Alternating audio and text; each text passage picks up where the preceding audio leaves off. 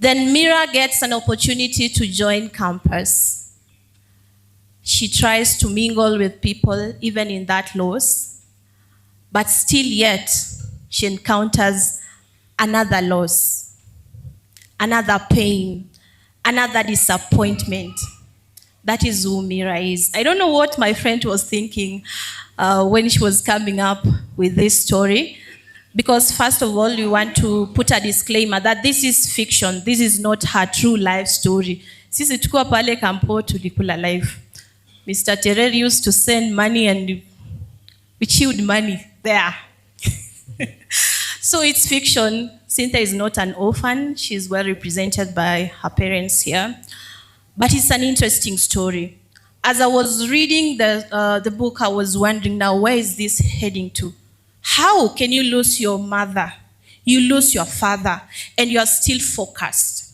You still go to campus, and you're still focused. Then she meets someone at campus. The typical love life in campus or in college. In first year in college, lazima mtu akuja kuambia. Someone will be escorting you in your hostel. Someone will make your nights to be long just on your call, receiving calls and texting. That surely happened to Mira. And she was yet to experience another bigger loss. Mira lost her only surviving person, her only surviving blood, because Mira was an only child. Are we together up to that point? Yes. So what we see from the beginning up to, I think, mid of the story is loss, pain, and I could relate to what is happening in the society at the moment amongst my friends, because so long as you are living, it's inevitable that you'll experience loss. It's inevitable that you'll experience pain. And I want to congratulate the author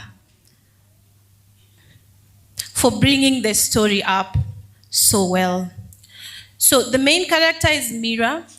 She goes, she finds love in campus, and then she also loses that love. She's jilted. I know most of us can relate to how it feels being jilted, especially at the age of around, in your teenagehood.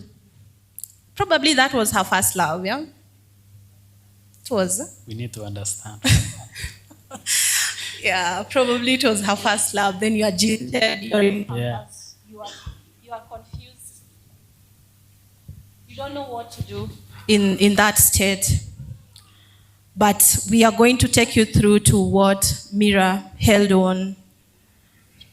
Later on, she lost her grandmother, and that was the turning point of her life.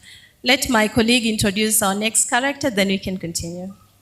Now, when Cynthia, now that because you are another. When Mira thought she had lost everything, because Mira had lost the mother, Mira had lost the father, she found solace in her grandmother.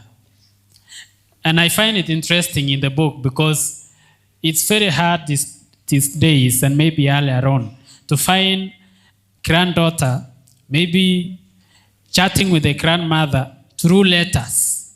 That is how Mira was doing. She could do letters with her grandmother because grandmother showed her love.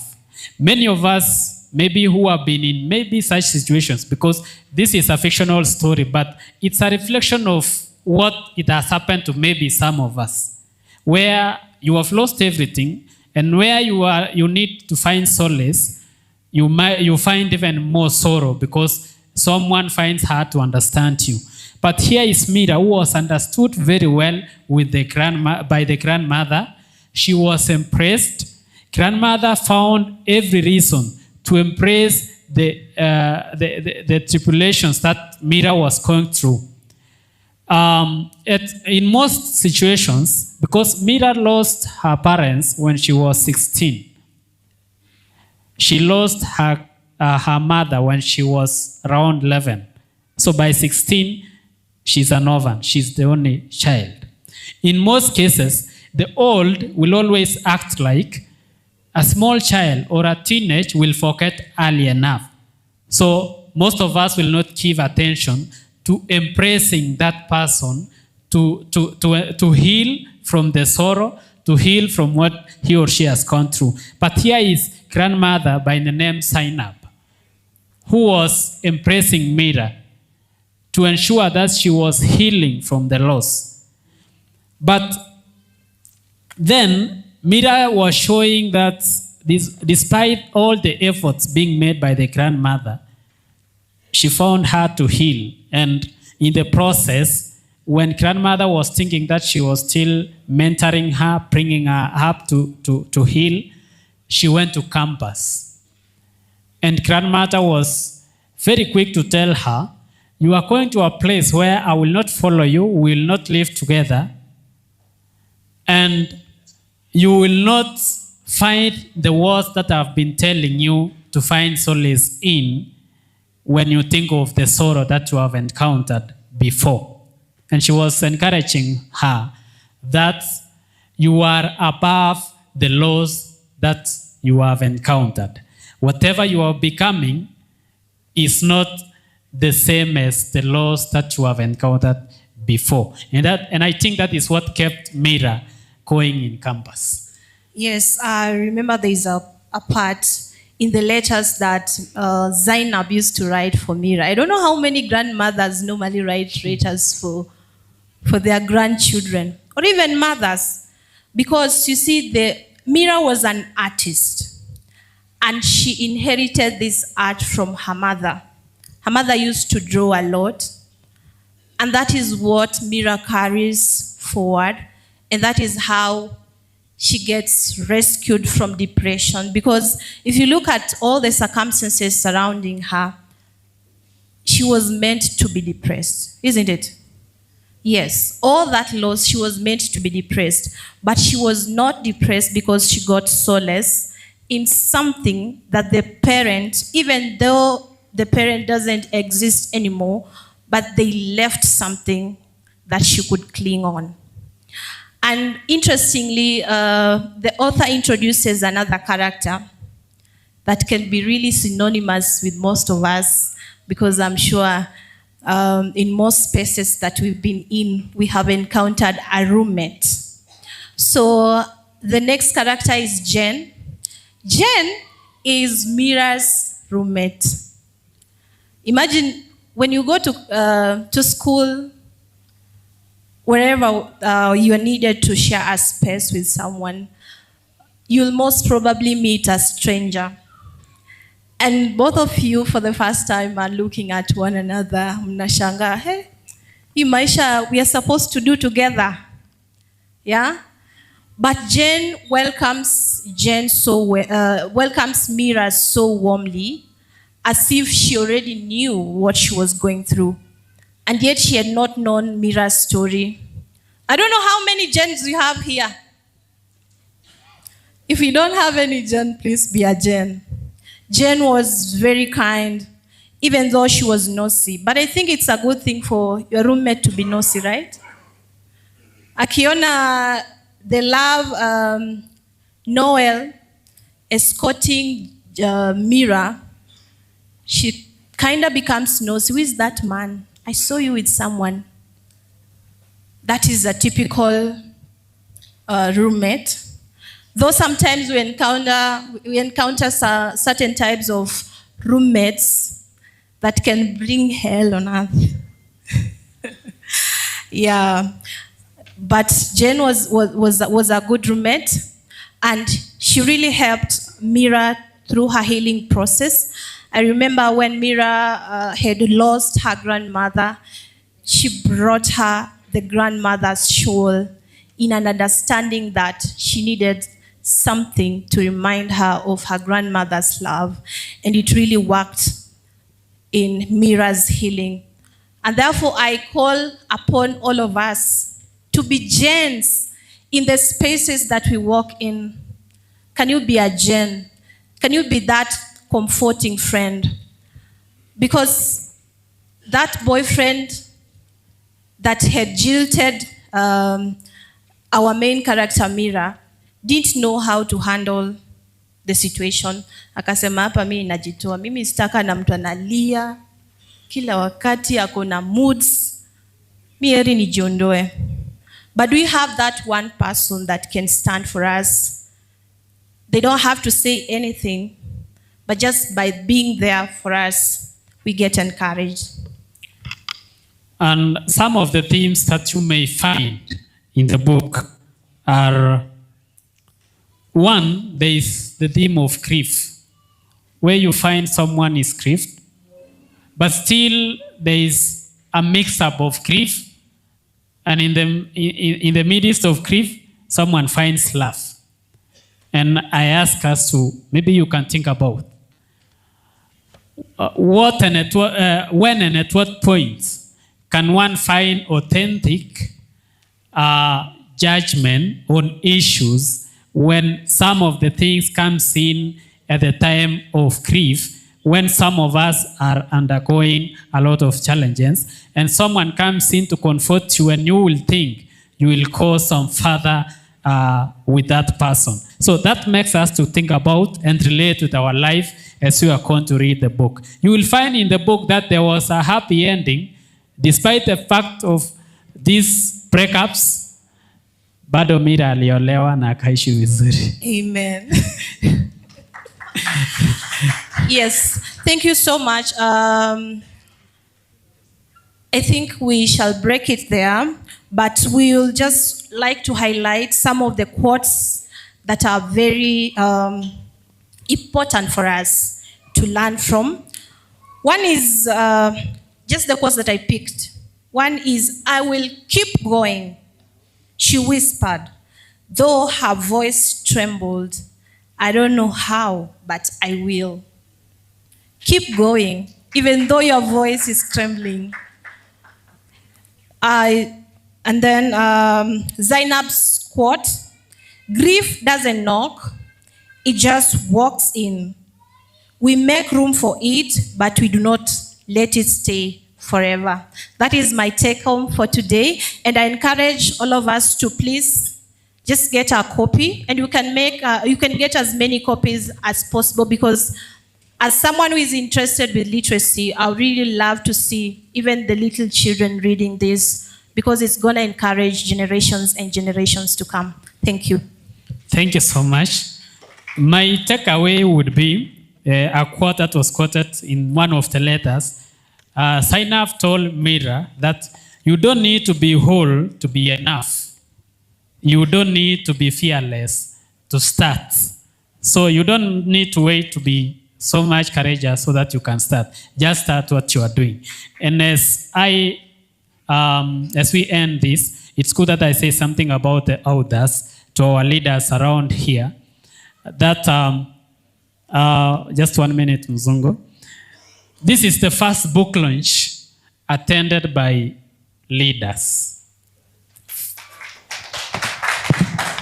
Personally, I was listening yesterday. I've attended, like, in South Rift alone, I've attended like 15 book launches in Bomet and Kericho. This is the first book launch well attended by our great leaders. And we want to appreciate you for that. And we wish that our senator and majority leader, our great leader of South Rift and the national leader, that you will do something so that others also can get empowered, especially those of us who are coming from South Rift. I know we have a list of 15 who are already published. We have others who are in mentorship process. We have others who are waiting to publish.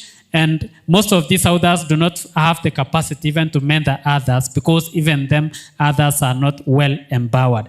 Otherwise, we appreciate you for coming through, for our friend Cynthia, and we believe that this will proceed as well. Thank you so much, and may God bless you. Buy the book. Thank you.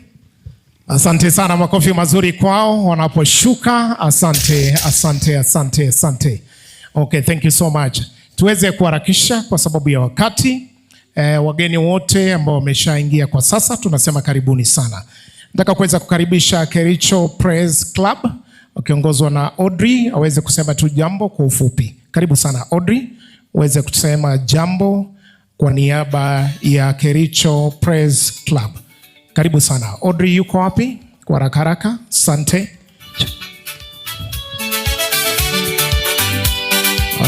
karibu sana.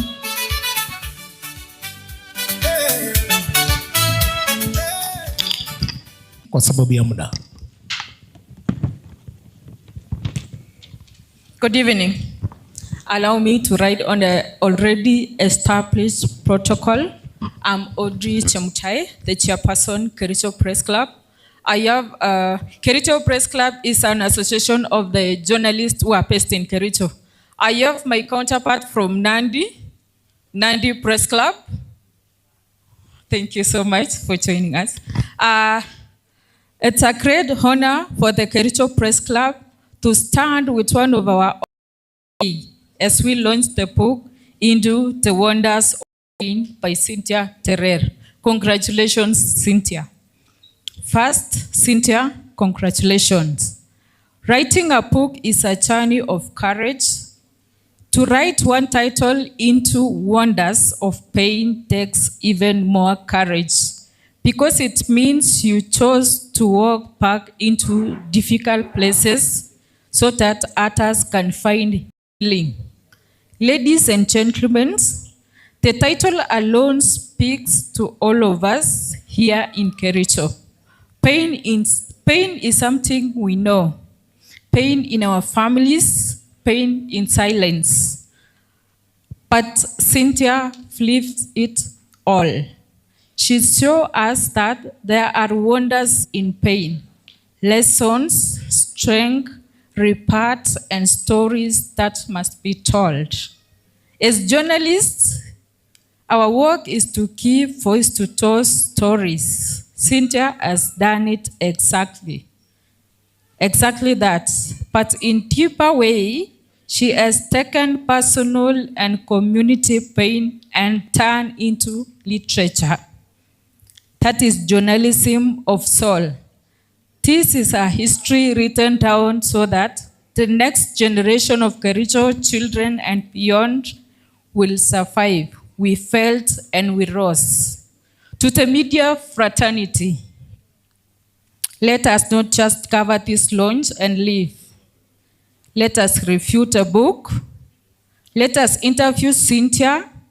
Let us take Into the Wonders of Pain to our stations, radios, newspapers, and televisions. If we don't tell our own, who will tell? To the county and partners, I urge you to support local authors. Stock this book in our libraries and schools. Let our students read a Kericho author. Let them know that pain can be in classroom and that healing can be published. Cynthia, on behalf of Kericho Press Club, we celebrate you. Thank you for turning wounds into words and words into wonder. May this book find hearts and knit it. May comfort, challenge, and change us. I now invite all of us to buy a book, read it, and let's continue conversation. Congratulations once again, Cynthia. Asante. Thank you so much.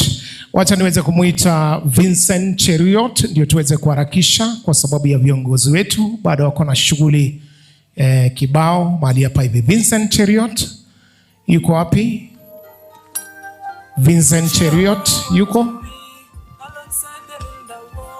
Okay, asante sana, tunashukuru. Maybe ya kwamba ametoka nje kidogo, na wakati ambapo tunapoendelea hivyo kwa sababu ya wakati tunataka tuweze kumkaribisha our chief, tunasema kwamba speech bado tunaendelea. Guest speaker Rehema Kiteko aweze kuja kwa wakati huu kwa sababu ya wakati. Karibu sana. atakapopanda kwa stage. Karibu sana.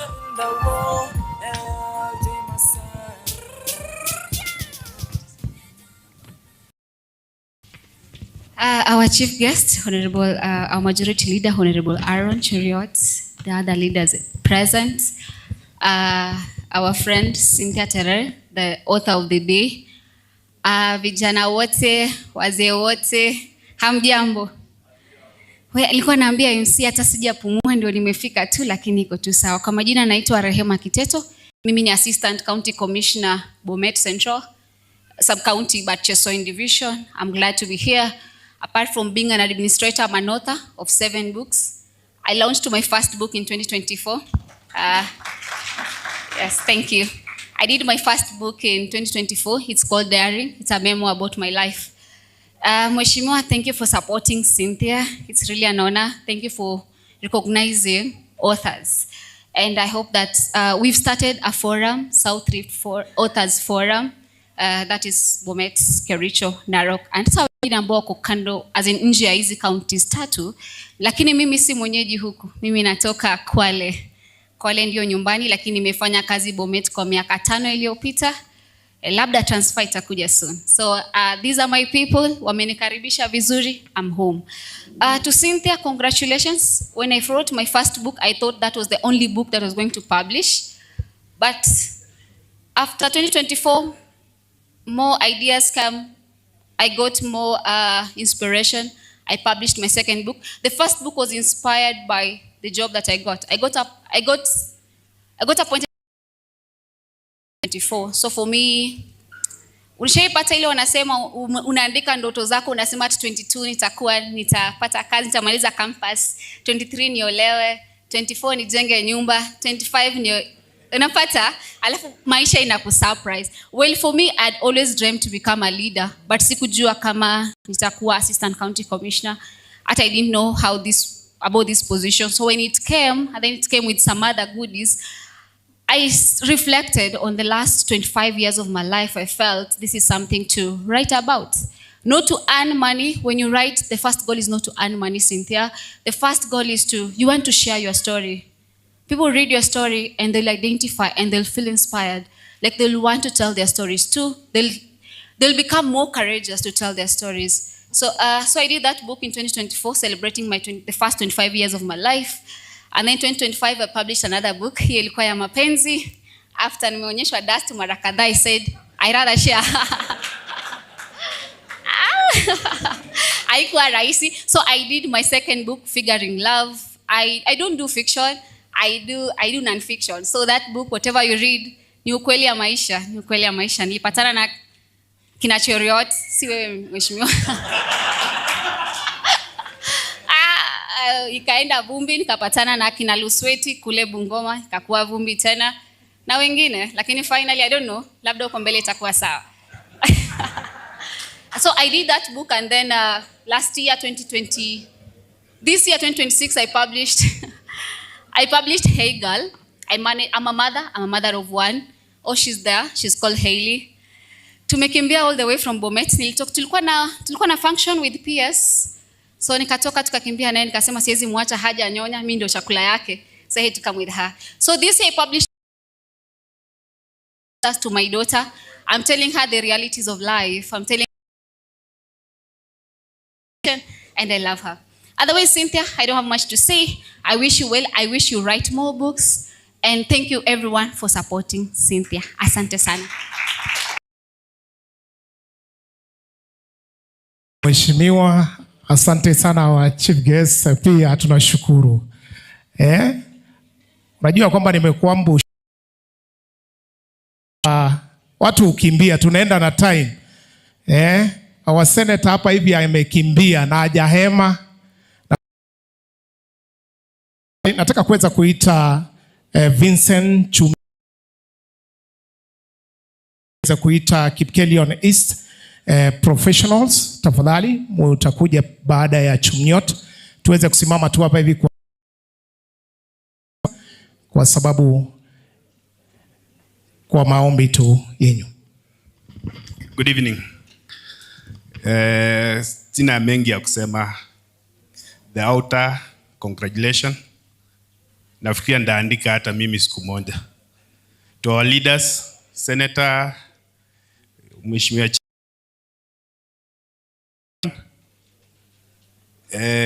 let's find a way. Siku moja inakuwa set books so that wapate pia biashara. Hakuna set book from Kalenjin in my. For there is Madam Cherogin. Pia ndaandika ya Kikale kwa sababu English na Kiswahili na. So in future tutafanya collab. All the best.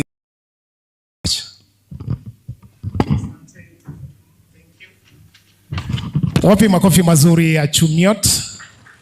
Wale professionals wako wapi? Alafu familia ya Cynthia mkwe tayari. Kwa haraka kidogo tu.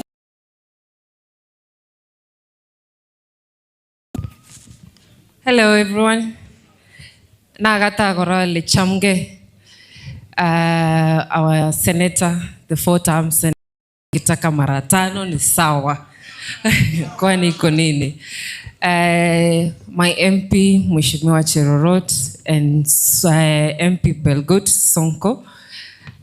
This is the first time I'm encountering you, the leaders, and Cynthia, thank you. Bavina and the Kipkelian is professional, like representatives only. We stand here guided by the patron who is our MP. Cynthia, we say thank you for inviting us. Thank you for coming to Nairobi specifically to say Kericho, come to honor the pledge. We have come to officially welcome you to Kipkelian East Professional Association. Another thing, I know right as an avid reader, I'm looking forward to being, I don't know, you guys mentioned that we should be like a Jane. I didn't get the synopsis of it, the entire thing, but I'm looking forward to reading your book. And I know there will be more and more and more books. Come, you receive a gift to start you, because you're beginning, but I know it's gonna be more. Our patron, if you don't mind, you can come. Unge Virginia Utabaga, our patron, as he comes. And if you don't mind, they will just say the names. I start.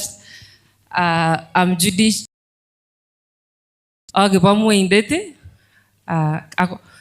Ako kisi kwangi ba mweg. Sorry. Kisi kwangi ba mweg. Ako mutan kabarsume. Yes. Thank you.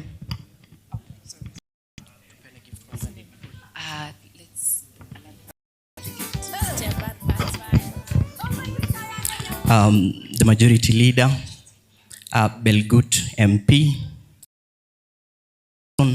and all the guests. My name is Ronald Toh, and as you've heard, we are the representatives of the Kipkelian East Professionals Association. And for Cynthia, ndio huyu hapa. Cynthia, nilipokuwa primary, nilikuwa mwanahabari hodari sana. Nilipokuwa primary. Kwa hivyo pia mimi nilikuwa nimebobea na kutakia kila laheri katika safari yako ya uandishi, ya utangazaji na hata katika maisha.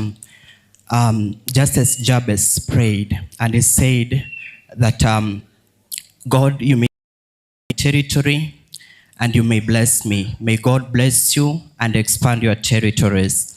Majority leader, I'm also a writer. Interestingly, I've written a book also, but it's only for you. It's only for you, and my patron can attest. I'm looking forward to a day that I can present the same to you. Thank you. Good afternoon. All protocols observed. My name is Joyce Teron, and I'm glad to be here. Good to see all of you here. Because of time, I wouldn't say so much because I think much has been said. Congratulations, Cynthia. Yeah. Good evening, everyone. My name is Salim Kirui. What I can say only is congratulations, Cynthia. Thank you. Good evening. My name is Nicholas Kirui. Mheshimiwa Senator, Mheshimiwa Songo, na Mheshimiwa Cherorot. Nasema thank you for creating this function ya Cynthia. To Cynthia, congratulations. Na tunasema tu kwa Senator, tunakunga mkono. Songo, tunakunga mkono. To our MP, Cherorot, for creating this, tunakunga mkono. Tunasema tutam. Thank you so much. Amo birwe na utki gochini. This is a very important thing. Mara go mi milioni tayo garo. Thank you. Thank you so much.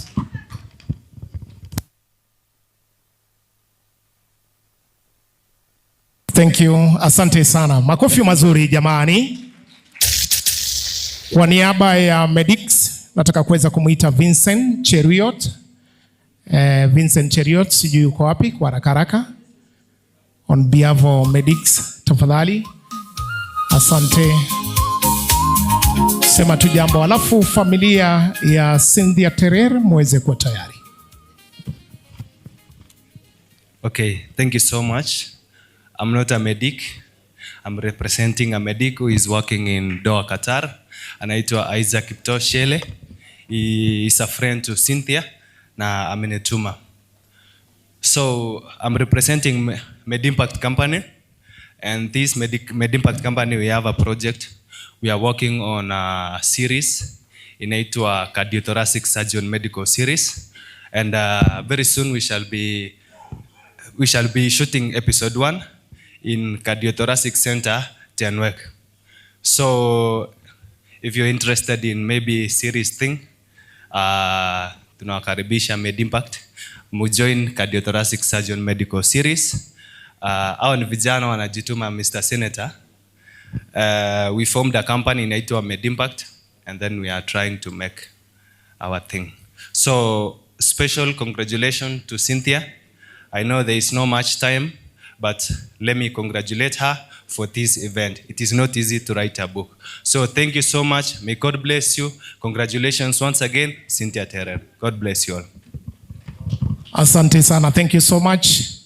Wale sponsors ambao wako pa kati yetu, tafadhali hebu muweze kusimama kwa haraka. Sponsors ambao mko kati yetu. Sponsors ambao wako kati yetu waweze kusimama kwa haraka. Sana, njoo mbele useme which company are you. Asante. Thank you. Sponsor yuko kati yetu, tafadhali kwa haraka.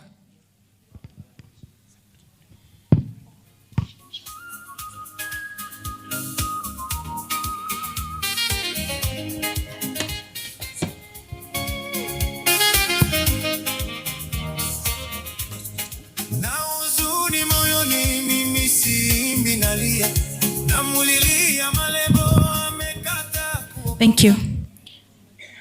The chief guest is Senator for Kericho County, the members of parliament present, distinguished guests, ladies and gentlemen, good evening. Good evening. My name, as I said, is Ruth, and I come from Meru County. I think I forgot to say that I come from Meru County. But please, in my few minutes that I've been given to represent Teleafia AI, allow me to introduce my support system from Meru County. Anderson. Please allow me to just give him my minutes to say hi. Chamgei. Mugeni. Mazema Meru Mugamono. Mugamono. Izazawa? Mugamono, yes. Mimi naitwa Mweti Kadendo kutoka Meru. I'm a husband to Ruth. We came here to support Cynthia as sponsors. Sio sponsor ile nyingine. Yeah, sponsors. Unaona pale nje tuko na bana zetu. So Ruth will talk about it. Ile nitasema mheshimiwa, these young people, I've seen them when they come here, they're talking about very nice English. They are our future. Na sisi kwa mlima msiwe na wasiwasi. Mimi ni mwanasiasa. Huko Meru nilisimama senator 2017. Na hata saa hii naweza kuja. Na huko msiwe na wasiwasi. Tuko na professor. Yes, bora msimuguze. Ni fireman, eh? Na tuko 2 term. Kwa hivyo ile kelele mnasikia huku msiwe na wasiwasi. Hata leo tumekuwa na Njuri Ncheke. Mimi ni mzee wa Njuri Ncheke. Msinione hapa. Nasema mum. Hiyo ndio Njuri Ncheke huko. So asante, wacha nipatie Ruth aweze kuendelea na ratiba. Nashukuru sana. Mheshimiwa Koech, tunakuonanga sana Sonko. Ukishikilia defense, si ndio? Na nchi sasa imeimarika. Hakuna wasiwasi ya Al-Shabaab, hakuna nini, si ndio? Kwa hivyo endelea kunyorosha hivyo. Na president tuko na yeye 100%. Asante, Mungu awabariki. Asante sana. So I'm representing 2 companies here, Teleafia AI and Open Fresh. You've seen they have such wonderful water. But let me say something about Teleafia AI. As I said when I stood here previously that I'm a health professional. I am a public health professional and an addiction professional. And for a very long time, I've been asking myself, what is this thing that we can be able to do to motivate Kenyans to do prevention? Because it is cheaper and better to prevent. And now, out of this question, I've always been preaching the message of small, doable actions, but making a big difference in health. Because prevention is small things like opening the windows, washing your hands with soap, taking safe water, and I've been thinking, what is this thing can be done that prevention can be instant? And during this journey, I happened to meet another professional who is also a software engineer. Unfortunately, he is not with us today. He's called Vincent Chepkone. He's a software engineer who lives in the US, but he comes from this county. So I brought my experience and my expertise, and he brought his software engineering expertise so that we can have a health companion, Teleafia AI. I want to encourage you today. Before you leave this room, you have health in your pocket. The platform, the app, it has 4 pillars. The first pillar is that you can be able created in a unique way. Our age, our gender, our lifestyle, our history. Make decisions according and to plan your health to be ahead. You are not reactive, but preventive. I wish I would be able to project, but maybe because of time, I'm not able to prevent. The second pillar, we are calling it the prevention radar. Prevention radar, it's geographical. Before I came to Kericho, I entered some of the health risks or environmental risks in Kericho. So it is based on the 47 county. You can be able to ask the app, what if I'm going maybe to Meru, to Nairobi, what are some of the risks? Like now, when I was coming to Kericho, I was told that it is a cold season, I need to be warm. I was told also to maintain my nutrition, I need to taste Kericho tea. And I can tell you for sure, I had to look for the tea because the app told me the tea has antioxidants. Then I was told you have to drink mursik because it is full of probiotic. So you don't have to go in before you check radar, either in the 47 counties or globally. Then the third pillar is on the news. The app is able to give you news on daily basis. Myself, I get the news every morning. Are there outbreaks in my area? Are there outbreaks in any county in Kenya? And even globally, what are some of the health news, including are there benchmark? If according to your age, according to your gender, according to your history, what is the best and be able to achieve? So it will tell you you are at 50%, you are at 70%, and you need to do these things to prevent. So please, for the ones who are here today, this app is the in thing. It is your health companion, and I would request the leaders who are here, if we can embrace this app, we can save a lot of cost when it comes to disease prevention. So thank you very much, Madam Cynthia. Congratulations for having an amazing book, and personally also supporting me too. So you can just scan this QR code to have the health companion. Thank you and God bless you. Asante sana. Thank you so much. Mpigeni makofi mazuri. Asante, asante, asante. Haya, tukimalizia kwa sasa, wacha niweze kumuita the CEO of Jamhuri Kenya Awards, na pia akifuatwa na sponsor mwingine wa mwisho hapo hivyo, Open Fresh, waweze kuja hapa hivi ndio waweze kuchukua haraka na itakuwa ni vizuri sana. Asante sana. Karibu sana CEO Jamhuri Kenya Awards, all the way from Nairobi. Karibu, useme tu kwa ufupi. Habari ya jioni, mko wazima?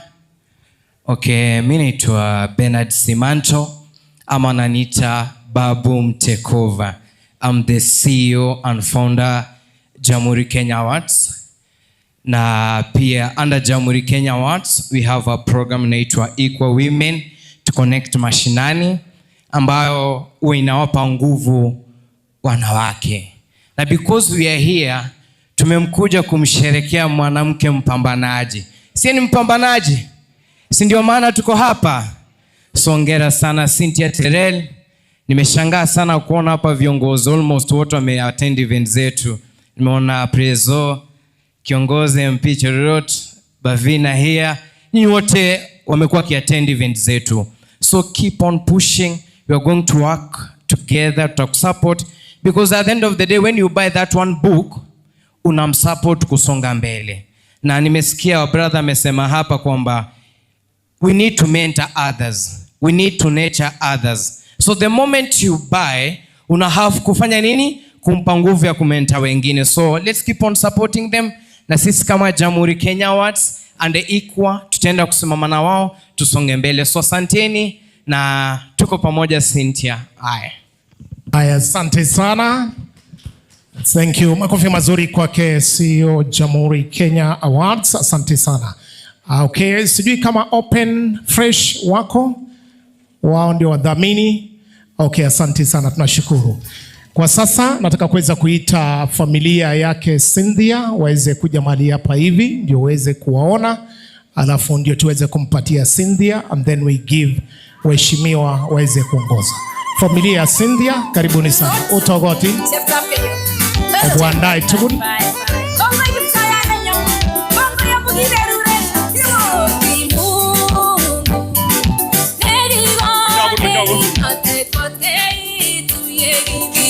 Shemeji. Wapi shemeji?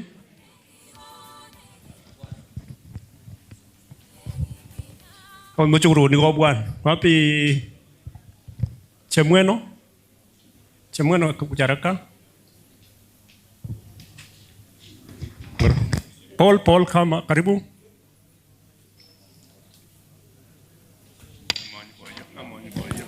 Wapi makofi mazuri ya Kiptemor, the speaker? Makofi mazuri kwake. Karibu sana. Okay, so thank you very much. I want to start from this side. I think everyone should say his name or a name. Haraka. Yeah, kwa majina naitwa Paul Koech. He's my brother and I work in Soinsigo with Principal Cabinet. Thank you. My name is Terian Chukach. Thank you. Praise the Lord. Praise the Lord again. Naitwa Eva Mutai, a sister to Cynthia. Congratulations, Cynthia.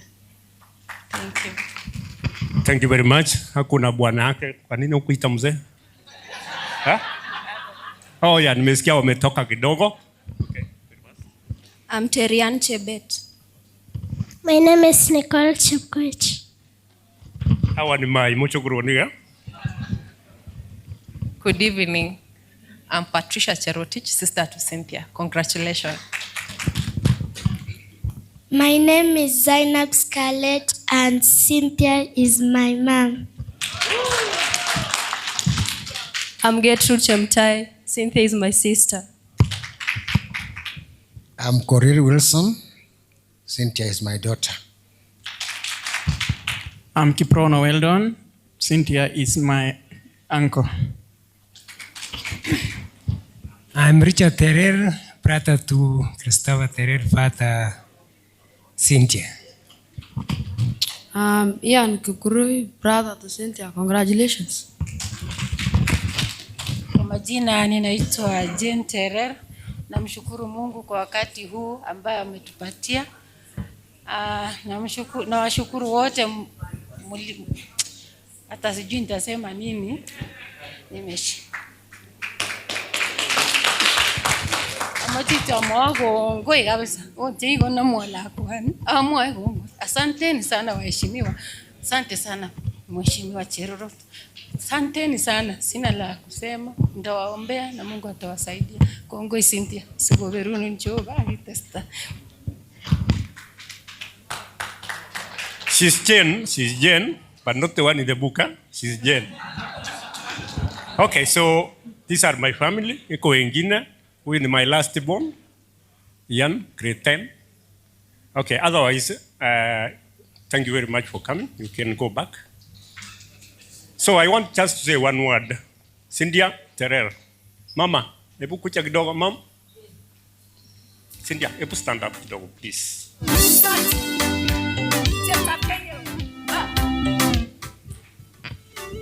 Okay, you are my daughter. I will love you. Okay, so I wanted to, of course, I'm the first born in a family, and all my parents are gone. So we are the only one. Now, this child is the second born. Huyu mwingine alikuwa hapa, alimaliza Taita Taveta University, alafu akafuata na huyu. So, nilikuwa nataka kusema Cynthia, congratulations my daughter, and I give you all my blessing. Wherever you go, whatever you do, please make sure that you have been blessed by the powers of my grandparents, and by God, I'm blessing you, my daughter. You go, read, study, and do all what is necessary. Keep on writing books. Congratulations. Congratulations. I love you, my daughter. Okay, thank you very much. So, she's very talented. She's very talented. When she was in Chuka University, I used to visit her, and I know she's very talented. And another daughter of mine, Malisa Chuka University, she's also talented. And I want to encourage our leaders. Ukipata msichana, ama mwanaume, ama kijana, ako talented, please, let us push. Let us push them. Our auditors wamesema, and I've never seen leaders. Thank you very much, Senator. Thank you very much, kabisa, kwa sababu, Tom Gegereman, auditors, they are they are brain workers. They have got a lot of brains, these people. So keep on keeping on. Push these people, assist them. Thank you very much. I don't have a lot. You are all welcome. Thank you.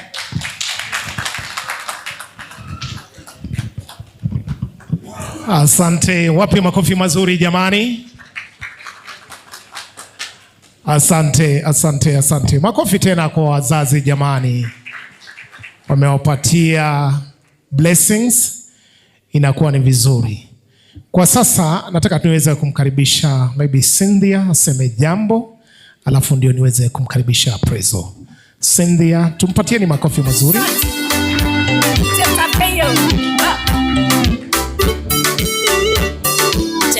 Watu wasimame tafadhali, tusimame tunapomkaribisha. Ingengo.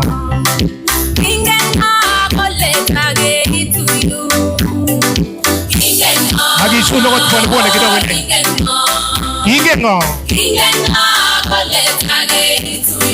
Ingengo. Asante sana. Thank you so much. Thank you so much, everybody. Those were my lovely parents, and I feel blessed right now because of the blessing that they have given unto me. When you are seated, actually, you cannot see very well where you are seated with, but now that I'm standing here, I can see all of you. What I'm seeing right now is really, really humbling. And this is not just an attendance, this is a gift that you are giving me this evening. I want to say thank you so much from the bottom of my heart. Thank you, thank you, thank you so much. I know it was very easy for you to say, I will be attending, receiving that invitation and saying I will be attending. But I realize so many things are competing for our attention. And despite all of that, you chose to be here with me this evening as we celebrate the launch of Into the Wonders of Pain. Allow me, ladies and gentlemen, to recognize the guests and the chief guests, those who have graced this occasion. I want to recognize the presence of my senator, Majority Leader for the Senate, Aaron Cheriot. I want to recognize my area MP, Dr. Joseph Cherorot, the presence of Member of Parliament from Pelgut, Nelson Koech, Elias Sonko. I want to recognize the presence of members of, a speaker from County Assembly of, yes. They said I was not, but Dr. Karibu Sana. I want to recognize the presence of members of County Assembly of Kericho. Let me start with Chai Code, member of County Assembly, Preso, Karibu Sana. Kable Larset, member of County Assembly. My friend Bafna Serem, nominated to MCA. They say that you've heard it. They say women rep. And the guest present, I want to, in the absentia of Honorable Franklin Bates, former Cabinet Minister for Roads and Chairman of Siloam Hospital, I want to recognize my CEO in absentia, Martin Kosgei of Nenyon Media Service, the Director, and also in absentia, Mr. Vincent Chipkwany, who is also our guest, Director of Open Fresh Water Company. All professionals who are here, my family, yes, and my family, my friends, my colleagues, my classmates from high school and campus. I recognize you all and everyone who is in attendance. Good afternoon, good evening. It is my great honor and privilege to welcome you all to the official launch of my novel, Into the Wonders of Pain. For those who may not know me, I know so many people are asking, where is Cynthia coming from? I'm going to tell you today. I was born in Bomet County, Bomet Central, Mutarakwa Ward, in a beautiful small village called Kipsiwan. I can see my village mates, the Karibuni Sana.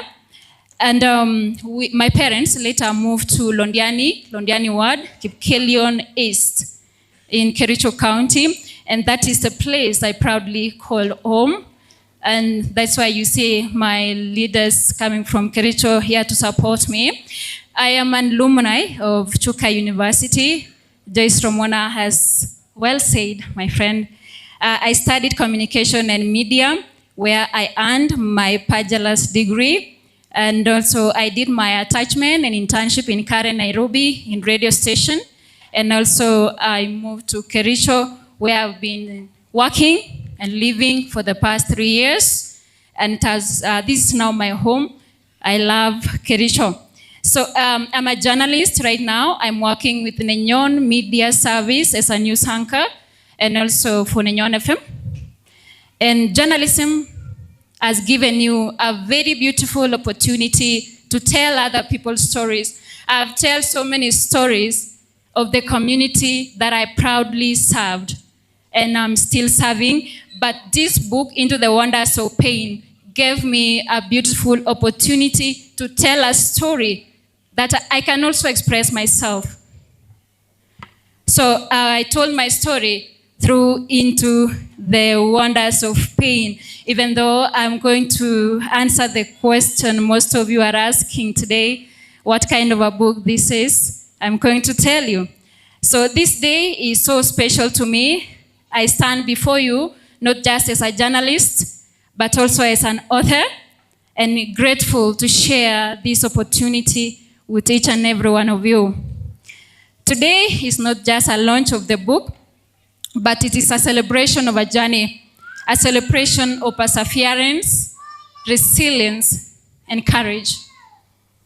I have learned that starting something is very, very easy. You start something and you enjoy it, but finishing is where most of us draw the line. It's so rare to see people starting, for example, writing and witnessing the end of that writing. So starting is very exciting. You begin an idea, a dream, but so few people finish. That's why I give all my respect to all the authors who has published their books. I understand it is very, very hard. It's not easy. So I respect you and I recognize you this evening. I want to encourage everybody who is in attendance today. If you want to finish something, make sure you are disciplined. Make sure you have incorporate commitment to your hard work, patience, and also resilience. That means you choose to keep going, even if it is very difficult. So you move and eventually you will taste the feeling of finishing. Okay, so when I talk about finishing, ladies and gentlemen, allow me to refer to a Bible story of Jesus. So Jesus came into this world with a mission. He came to this world knowing the mission that his father sent him to do was not easy, but he never turned back. He was rejected, he was betrayed, accused, beaten, and even crucified. So when Jesus was dying in the cross, he shouted, "It is finished."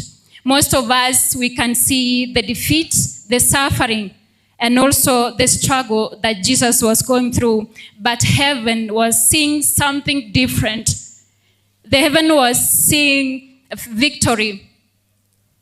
And also the heaven saw the fulfillment of God's purpose. That is why today I'm the strong believer of there is power in finishing. So when you finish, you fulfill the purpose. And when you finish, you know that you have completed the assignment that God gave you to do. Now allow me to introduce the reason why we are all gathered here. This book, Into the Wonders of Pain. Many people have asked me, what book is it? What kind of a book Into the Wonders of Pain is? The answer is very simple. This book is literally fiction novel, and it is inspired by the realities of life. The characters in this book, as you've heard, they are all imagined, they are all created, but the story behind it is deeply real and relatable. So for the literature lovers, you've seen that you are coming across the themes, especially of pain, hope, healing, forgiveness, and also courage. And also at the heart of this story is a wonderful woman named Mira. I know the name should be pronounced as Myra, but in this context, allow us to pronounce this name as Mira. Mira means kio.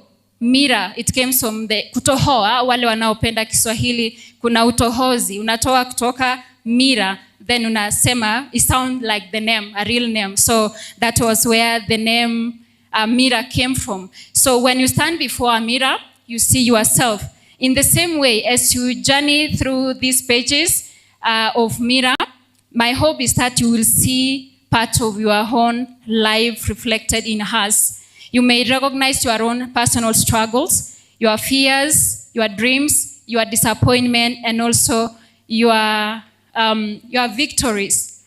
So as I wrote this story, I learned a lot that pain should not be the end of your story. Remember, God doesn't allow you to stop writing your story. In the Bible, Romans chapter 8, verses 28, all we know that in all things God works for the good of those who love him, who have been called according to his purpose. And this verse does not say that everything we go through is good. It says that God can bring good out of something that we go through. I want to request something to all of you tonight, that if you have not grabbed the copy of this book, Into the Wonders of Pain, make sure you take the story of Mira home with you. Take the story of Mira home to you, to your kids, to the students, to everyone in your family. This is the story we can all read. And I'm hoping for one thing this afternoon or this evening. If this book can inspire just only one person who is about to give up, can comfort someone who is about to lose hope, then to the time, the late nights, the long hours of writing this book is worth it. That is my prayer to you. And as I reflect on this journey, I'm reminded of one truth. No one reaches the finish line alone. Every achievement is made possible by people who believe in you, encourage you, and pray for you. So today, as we celebrate the launch of Into the Wonders of Pain, I would like to recognize and sincerely thank the people who have stood with me and helped me make this day possible. I want to thank God for, I give all the glory and honor and praise to Almighty God for this journey. I also want to recognize our chief guest, Honorable Aaron Cheriot, the majority leader. Thank you so much for taking your time out of your busy schedule to be with us today. Your presence is a great honor and strong affirmation of importance of literature, education, and dreams of our young authors who are here today. On behalf of everyone gathered here, I sincerely thank you for gracing this occasion. I want to recognize the presence of my Member of Parliament, Joseph Cherorot. Thank you for opening your doors to me and taking your time to listen to my vision. Thank you for wholeheartedly accepting to be part of this journey. Your support and encouragement means so much to me. And in absentia, I want to recognize my boss, Martin Kosgei, for the support that he has given me all throughout this journey. I'm recognizing also in absentia Vincent Chipkwony, Director, Open Freshwater Company. Thank you for believing in this vision from the beginning and working this journey with me every step of the way. And to my daughter Scarlett, my little home, my greatest blessing, and the reason I keep going for a long time, it has been just you and me. And looking back at how far we've come together, I can only say it has been the grace and faithfulness of God. To my family, thank you for your unconditional love, your prayers, your patience, and your encouragement. To my friends, my mentors, colleagues, and everyone who has supported me with this with any kind word, prayer, or advice, thank you so much. And to my organizing committee, thank you very much for taking your time to plan this event. It was not easy, but we are here now, and we thank God for guiding us to where we are. And to every person who is seated here this afternoon, thank you so much. You have not simply attended a book launch, you have become part of my story. Thank you so much. May God richly bless each one of you. I also want to recognize the presence of our sponsors tonight, this evening. Open Fresh Water Company, thank you for providing us with drinking water that we are all enjoying this evening. Also, Teleafia AI, thank you so much. I also want to introduce something so important to all of us. Earlier today, I talked to so many people and I realized most people have started a journey of writing. I've worked with some writers, especially doing their books, and we've published so far so good. We've done 3 books. That is from West Haven Publishers Company. And I want to welcome, if you are an author, you have a dream of becoming an author, kindly reach out to West Haven Publishers. We have done so many books. We have done some books. One for Ruth. Thank you, Ruth. We published the book for Ruth. We have West Haven outside there. You can pick our flyers and you can check out our services. So thank you so much, everyone, for joining us tonight. And may God bless you all. Thank you.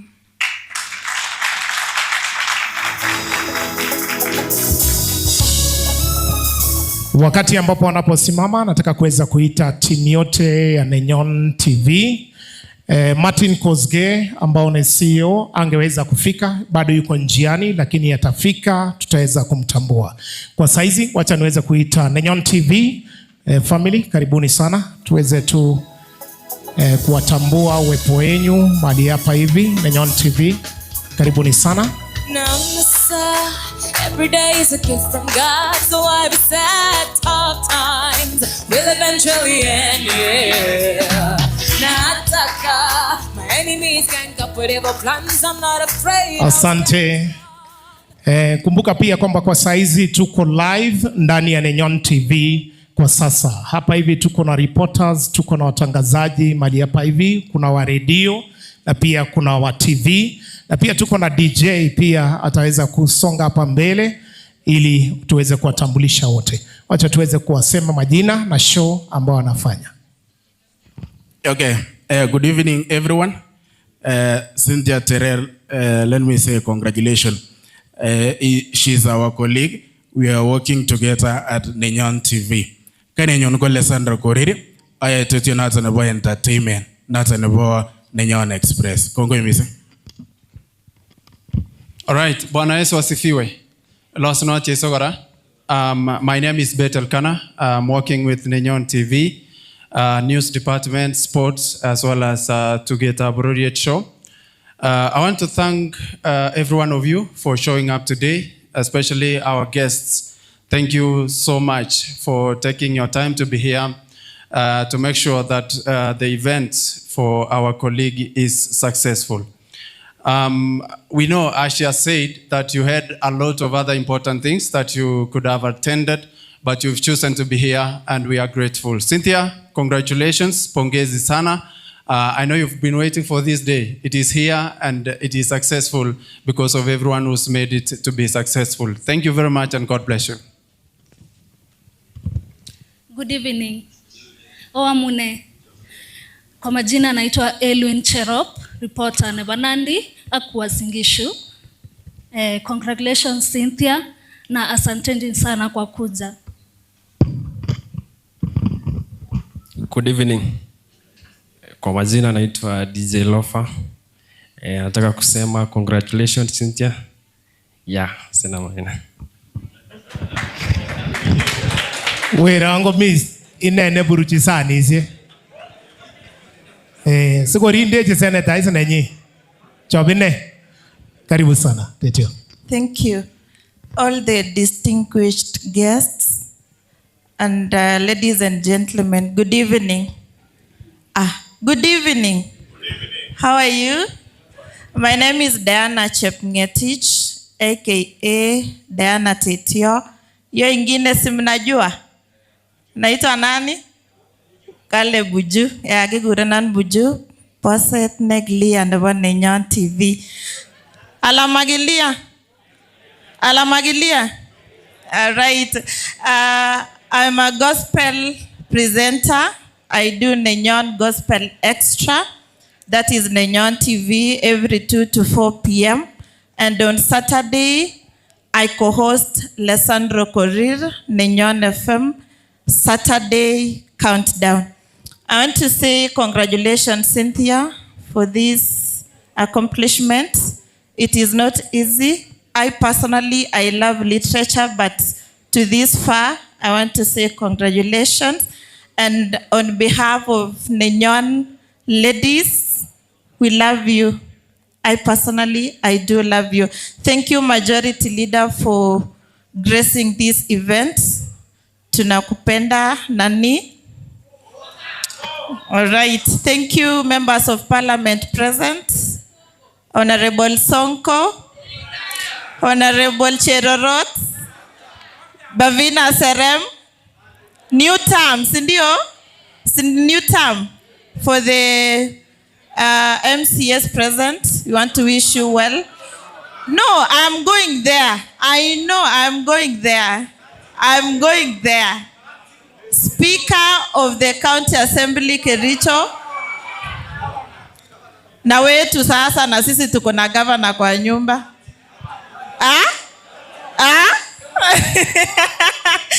Okay, may the best candidate win in that case. Yeah. Yeah, for the MCS, I have seen Macho. Preso ni governor? Ni MCA? Senator? Sumesikia Preso. Mi sijasema, watu wamesema. So, chitukul nagaro mwago ibe.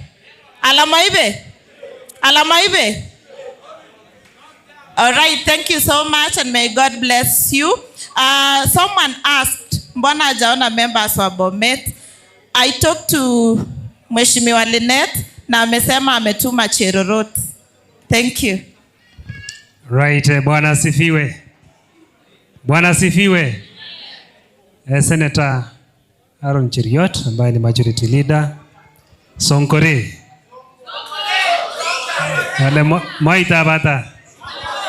Right, age Mheshimiwa Cherorot. Bwana Mutai Patrick ambaye ni speaker na wawakilishi wote. Macha Magongoi. Nataka kushukuru kwa nafasi ambao tumepata.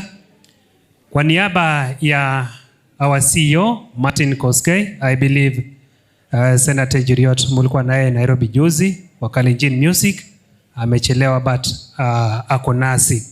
So Cynthia, tunakushukuru sana. Asante kwa kitabu ambacho umekiandika. Si rahisi, tunakutakia mazuri, tunakutakia kila laheri unapoendelea. Nenyon Media Service iko na TV na radio. Naitwa Kibet Korir. I usually host morning show inaitwa Tugeta Bororiet. Na Senator Bwana Cheruyot na majority leader niko na deni na wewe. So hakikisha umefulfill hiyo deni hivi karibuni. Sonkore, before 23 umekuja. We agree? Deal done? Thank you so much. Ati? Sonko teta? Kigure Sonkore. All right, kone buch kimakuwa kemia chen, age na lecha mbiki atanyor nafas kongalal, but kimacho choke mwage le konga mungo bwan, wana boda agera le miyo, bunge la wananchi agera le miyo, kimacho ke makuwa kita lemye, ngotarrak choba. Bwana Patrick, yeisete bwana Ibor kimakuja mia chen. Thank you so much. Asante. Wapi makofi mazuri ya team Nenyon wanaposhuka kwa stage. Asante sana. Tunatambua pia uwepo wa Kangwana Media from Kisii. Tunasema kwamba karibuni sana Kericho.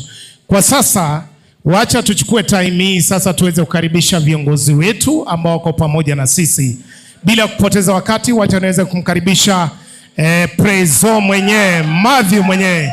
Karibu sana. Makofi mazuri DJ tukisonga naye. Okay, God is good and all the time. Mimi naona kuna watu bado msiweke sahi. Tuliona waliuliza wenye wameandika vitabu and Collins was raising up mkono anasema ameandika Facebook. Tunataka mwenye ameandika kitabu. So, asante sana. Our chief guest of the day, Cynthia Terer, our guest of honor, Aaron Cheriot, Majority Leader, man of 4 term, Mheshimiwa Nelson, Mheshimiwa Cherorot, karibuni sana. Hapa sisi wengine hatujaandika vitabu, lakini tutang'ang'ana kuelezea vile tutaandika yetu hapo mbele.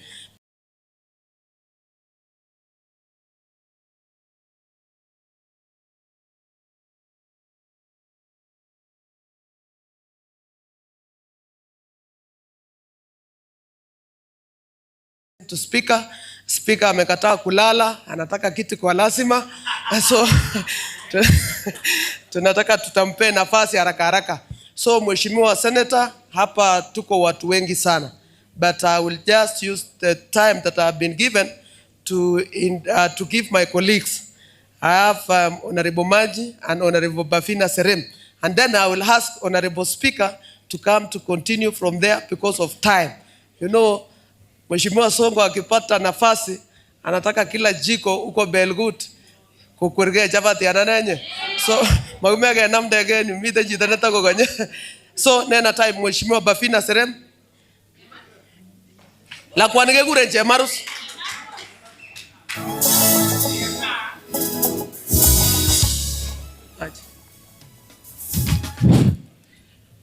Our leaders are present.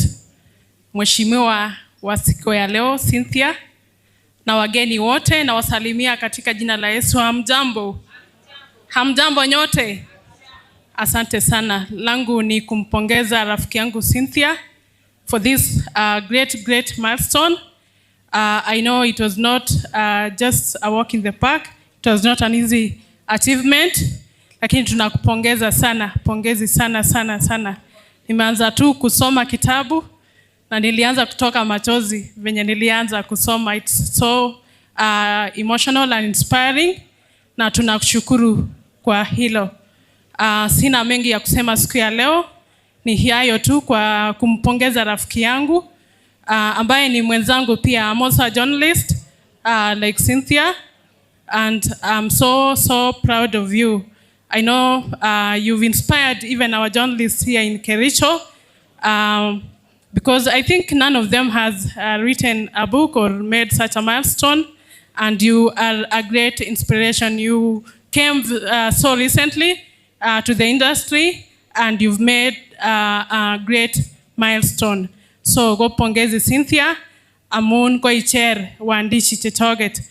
Mimi kama mwanahabari, hata mimi nimekuwa inspired, na nitakuomba notes, because I've been also having a lot of stories to tell, a lot to share, but I didn't know where to start writing a book. So I'll borrow notes from you, and you will inspire me as well.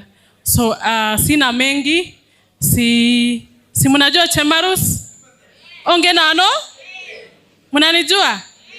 Mimi nimesema leo hata mimi niongee Kiswahili. Watu wengi wamekuja hapa wameongea Kiingereza.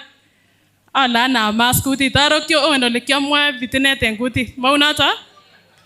Kiamit and Kass FM. I used to work with Kass Media Group as a reporter here in Kericho for 6 years, and later I was transferred to Nakuru for 3 years as a reporter as well. So I worked in the media for 9 years, and right now I'm a nominated MCA, and in come 2027 najua hao wadozi wangu wamekubali maneno. Nitakuwa women rep, si ndio? Ongele Chemarus lao. Ama hatufanyi siasa siku ya leo? Sawa, sitaongea mengi, lakini ningependa tu kutaja Mheshimiwa Majority Leader. Na kwanza nikupongeze ama nikushukuru kwa kuitikia wito wa Cynthia to her book launch. Asante sana. You are one of us as the youth. We are so proud of you. And in all fairness, we don't want to make this great leader to come and run around begging us to vote for him. I'm not campaigning for him, but I'm saying in all fairness, we've all seen what he does. Si tumeona nyote? Hello? Simfanyi campaign, but as a youth, I'm so proud of what he is doing. So keep doing what you are doing, and you know, unajua sisi tunasema mongo wabuta rabruta. Ago maginge ngele sogolik chename arab Ruto ko ngo. So let's give him peace as he assists our president, and we wish all our leaders well. Ibuch ko matinye ngal asome kityo usoywan agane akobwatan esaet obwatano iyo obwatan webikyo akochamane ole chemarusrao kongoi mising sikeberurok. All the best, Cynthia. Your bosom friend Elida Serem is on her way. She was rushing. She was graduating at Mount Kenya University kule Thika na amekimbia kweli kweli. She's almost here, and I also mentored her. I didn't just leave the media, so at least I mentored someone, our last born sister, who is a bosom friend to Cynthia. Na I'm so proud of her. So congratulations and all the best. Asante. Thank you. Alikuwa anataka kunipea kitu wale ma TV taone nguni. Sasa na Cynthia na nenye. Aya, so amaja atai maji. Tumpigie makofi Chemarus kwanza, tumpigie makofi. Asante sana maji.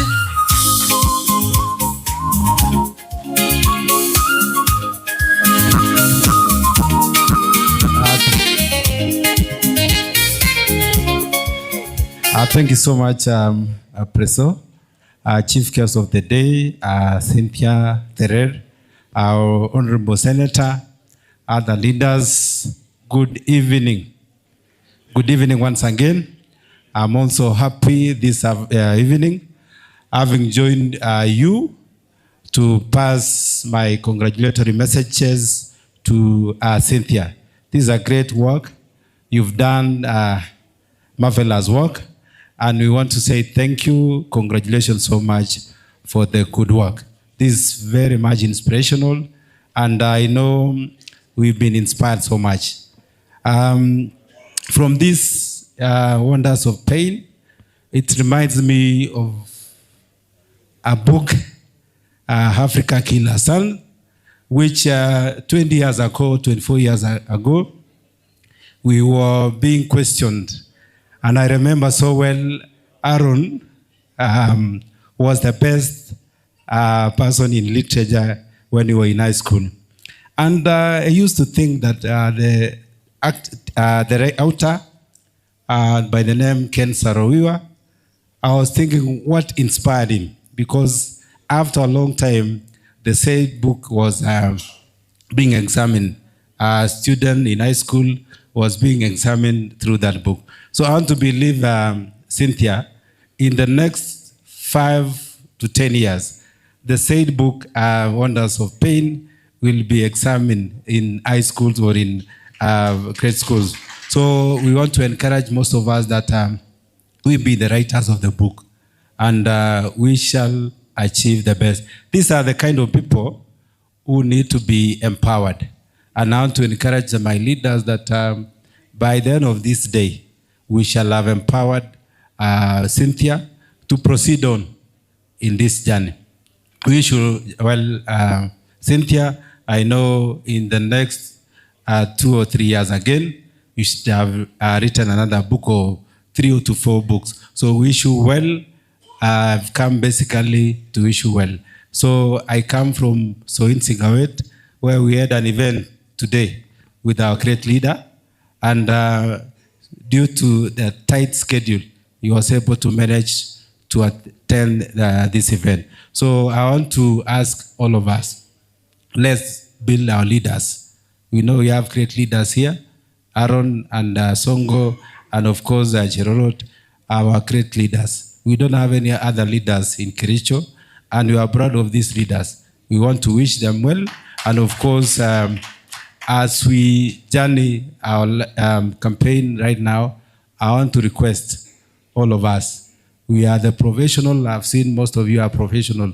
Let's support Aaron. Let's give him 4 term. And of course, in future, because we've been told in the Bible that we are leaders of tomorrow. We believe Aaron and Songo, and of course me here, will be leaders. Aaron will be the deputy president 2032. And we want to request those people who are very chillers to watch a pressure kidogo. Tumsaidia hawa kwa sababu hao wameonekana, and we don't have other people. If we say now, tumtoe huyu, tuseme tumetoa Aaron, tutakuwa na kiongozi mwingine kweli? Other people are building their leaders, why not us in Kericho? So tuchunge yeye, alafu in future he'll be a great leader. Otherwise, thank you so much. I'll not take much time. Umesikia majina yangu, naitwa Eric B, of course Maji. Na mahali tulikuwa leo ilinyesha sana. Inaonyesha mimi naenda 2 term pia pale. Asanteni sana, may God bless you. Asante sana. Tuko na mheshimiwa mama Mboga ako hapa. Na amesema akuja aone kitu msichana amefanya. Unajua huyu amenominatiwa kurepresent wa mama. Outside that akasema utakuwa msichana ndio ukue mama. So amekuja kusema mambo hapa. Asante sana.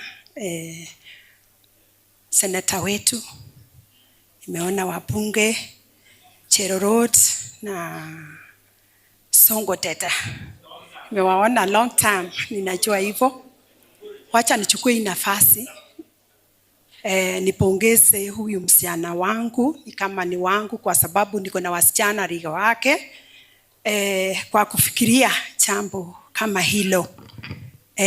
Kwangu vile nilisikiza, nilikuwa ninapita nikasikia kuna launch hapa, kuna kamsichana na nilisha kukuona, nikasema mpaka nifike pale kwa sababu unaona hata karibu ni sahaulike kwa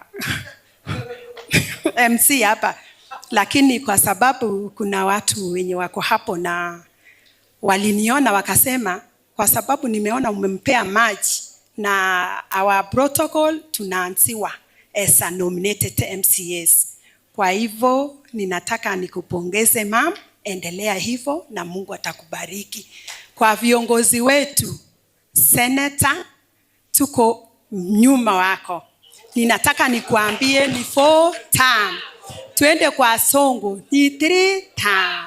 Tunaenda kwa Cherorot pia ni 2 term. Sisi kama nominated sisi hatuna mbaga. Tunaenda tunatembea Kericho mzima. Tuseme ni entire Kericho. Tuseme Kericho County.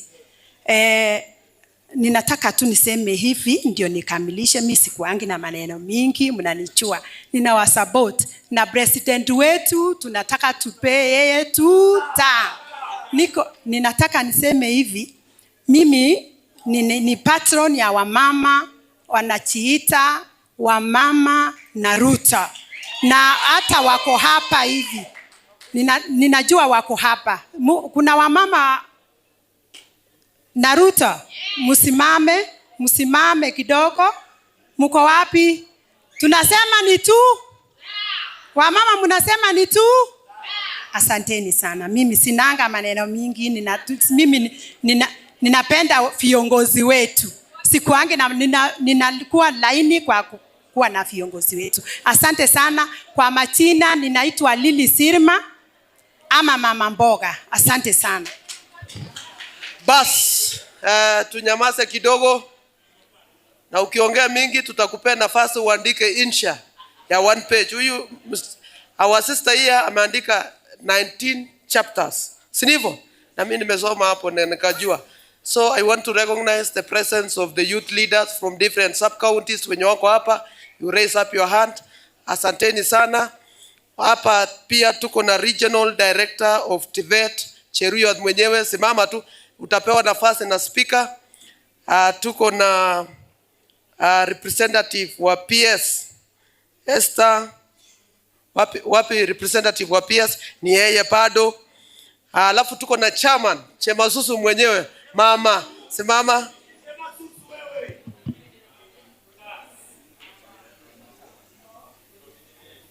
Okay.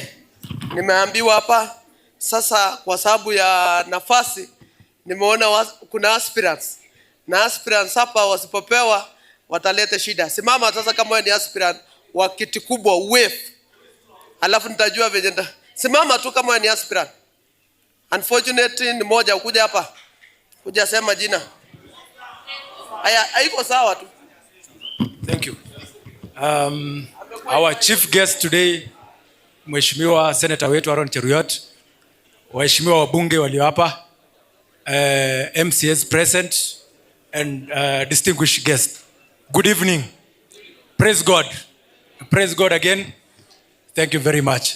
So nimekuja pia. We congratulate you, Cynthia Terer. Pongezi sana. Whatever you have done is commendable. Writing a book is not a walk in the park. So tunasema pongezi sana. It takes courage, hard work and determination. And I'm pretty sure going forward, you have inspired many up and down. Come next year, we'll be having very many books, I included. My name is Evans Kibet Arab Langat. I'm an aspiring senator, Kericho County 2027. Yes. Skiza niwambie. Thank you. Thank you. Thank you. Okay. Skiza niwambie. Sisi wote ni guest wake. Sisi wote ni guest wake. Asante. Okay, congratulations Cynthia Terer. Pongezi sana. Keep moving. We wish you well. Good, noted. Haya. Hello. Huyu ni guest wa Cynthia. Na ni kama ni guest wa Cynthia, hatujafika kupiga kura. Na mimi nikiwa hapa kidogo tu. Na mimi nikiwa hapa, hata mimi napigia fota mkura, lakini nimempea nafasi. So tuheshimu mkutano ya watu, tuwe rahisi. DJ. All of us. Nyamazeni kidogo. All of us hapa. So long as Aaron bado anaomba kiti, tuko nyuma yake. Magigeti na magitokini. Period. Wewe uko borto gagine la kweta mchi lakini kimi Aaron. Aya, mheshimiwa speaker, chukua nafasi ukuje hapa.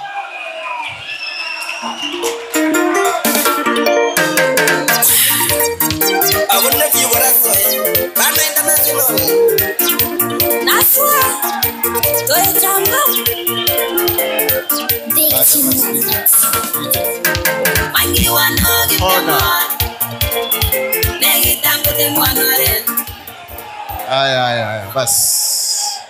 Order. Aya. Naomba tunyamaze kidogo, tusiharibu sherehe ya Cynthia. Our chief guest this evening, Cynthia Terer, Mheshimiwa Senator, who is the leader of majority, Aaron Cheruiyot, Mheshimiwa Sonko, Mheshimiwa Cherorot, our MCAs who are with us this evening. I've been told the director Tibet is here. Na NEA chairperson, my good friend Geoffrey Jemasusu na sisi wote. Let me take this opportunity to say good evening. Good evening. Naomba tunyamaze ndio tumalize, hatujakuja sana mambo mingi, sawa? Tumekuja ndio tu support Cynthia siku ya leo, si ni kweli? Hebu tuseme Cynthia hoi. Cynthia hoi. Before I make my few remarks, I would like to invite two gentlemen. Number one is the regional director, Tibet, Mr. Peter Cheruiyot, who is also representing our PS, I've been told PS Rono. Karibu sana, Mr. Cheruiyot, so that you can... Karibu.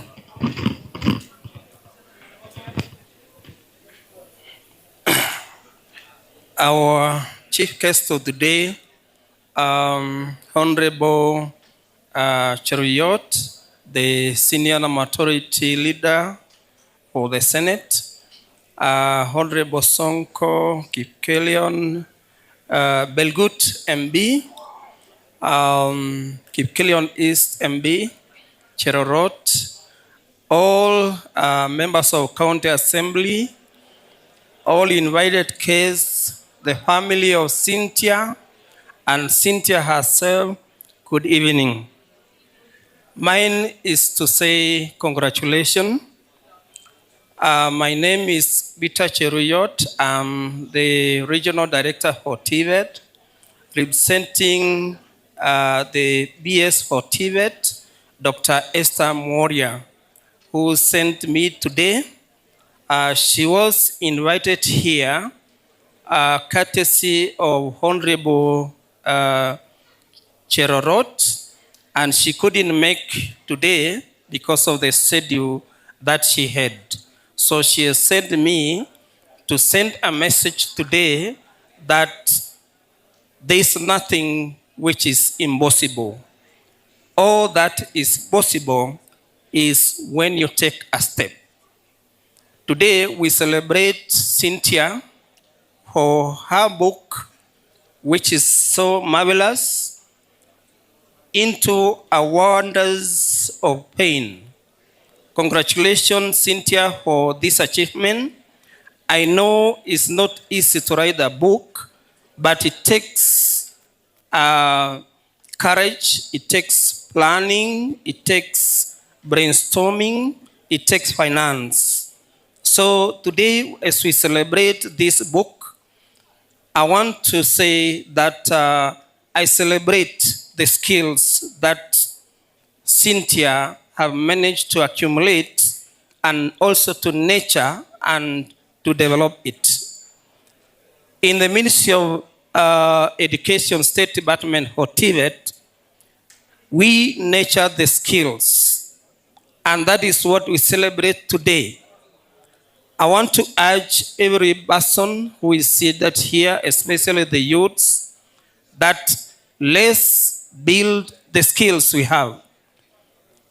As we celebrate today, know that Cynthia may not be a literature expert, and many of the writers who have written books here may not be the literature experts. But today we are celebrating because of the skills that they have. I want to celebrate the leaders who are here today, that they are coming today is a symbol or symbolic in nature of their value for the skills to our youth. So today, as we gather here today, I want to say thank you to our leaders. Thank you to senior leaders who are here, led by Aaron Cheroyot. We really, applause you so much. Now, my PS did not send me with any message or any written word that I should read, but the message that she sent me with is that let's nurture the skills. Let's build the skills so that it's able to earn our living. So today, I know those who have written books here can give an experience of how they have nurtured their skills and how it's benefiting them today. So congratulations, Cynthia. We look forward to seeing more books in the bookshelves. Thank you so much, Honorable Cherorot. On behalf of our BS, she sent me and she said she couldn't make because of the schedule that she had. Without those few remarks, I say thank you so much and God bless you. All right, a round of applause for our director. Tupigie makofi. Aya, asante. And now to our chairperson, National Employment Authority, Geoffrey Chemasusu.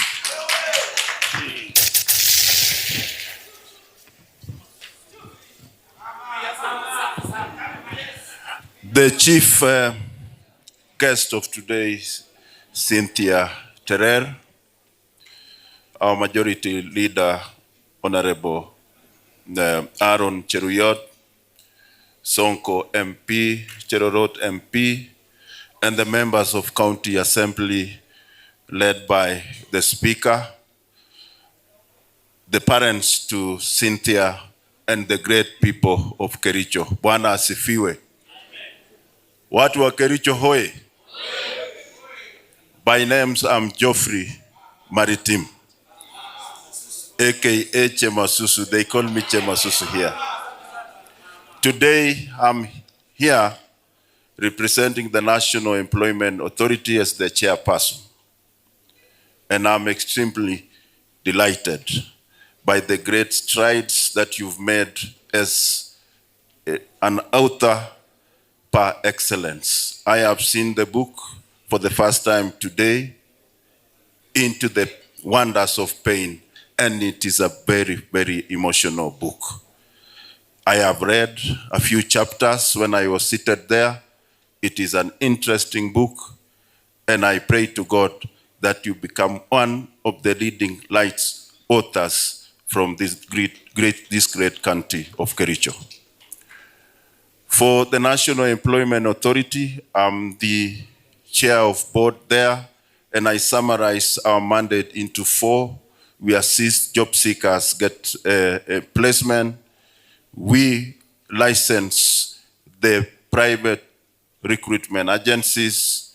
We counsel the job seekers, and we also make sure that we do placement locally and also internationally through labor mobility.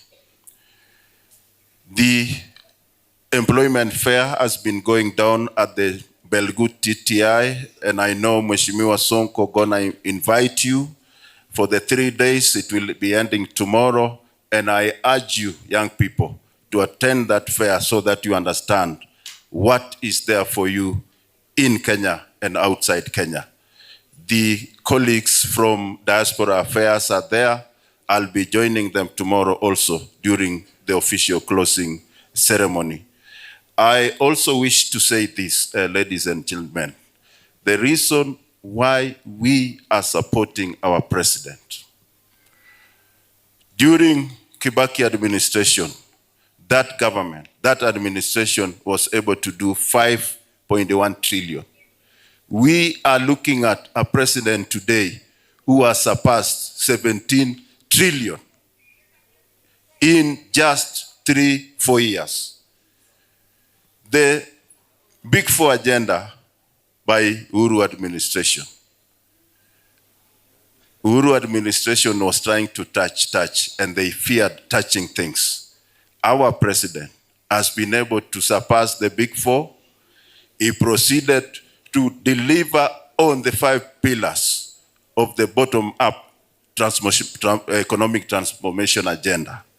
And now the discourse is Vision 2060. He gave us a discourse, a public participation, and people do not know. People thought the speech was underwhelming. The president began a public participation for discussion of Vision 2060, and I urge the people of Kericho, let us support our president. Let us support these leaders. This is the future, and especially our leader, the majority leader, Aaron Cheruiyot. And I want to dare say, wapi 4-term Aaron Cheruiyot? Na Sonkore? Na Cherorot hapa? Na President J? Na Preso? Na maji ambaye ametunyeshea? Sasa, Kiptemor is my big friend. Jobir is my big friend. What do you want is my big friend. Lakini this is the serikali. Asante sana. All right, a round of applause for Chemasusu. Na hiyo mtu wako na jina kubwa sana anaitwa Chemasusu. So order everyone, order. I'll be very brief from my end. Cynthia, thank you so much first for inviting me to be part of this journey. I am deeply honored because among the leaders whom you chose to invite was one Dr. Patrick Mutai, who is the Speaker of the County Assembly. I've just flipped through your book, and I must congratulate you. Whatever you have really written here, from the laws, family issues, to the very many things or experiences from this book, I think you have touched so many of us. It is a true reflection of what we are witnessing in this century, even in our times, in our lifetime. So I want to congratulate you. It is an inspiring masterpiece.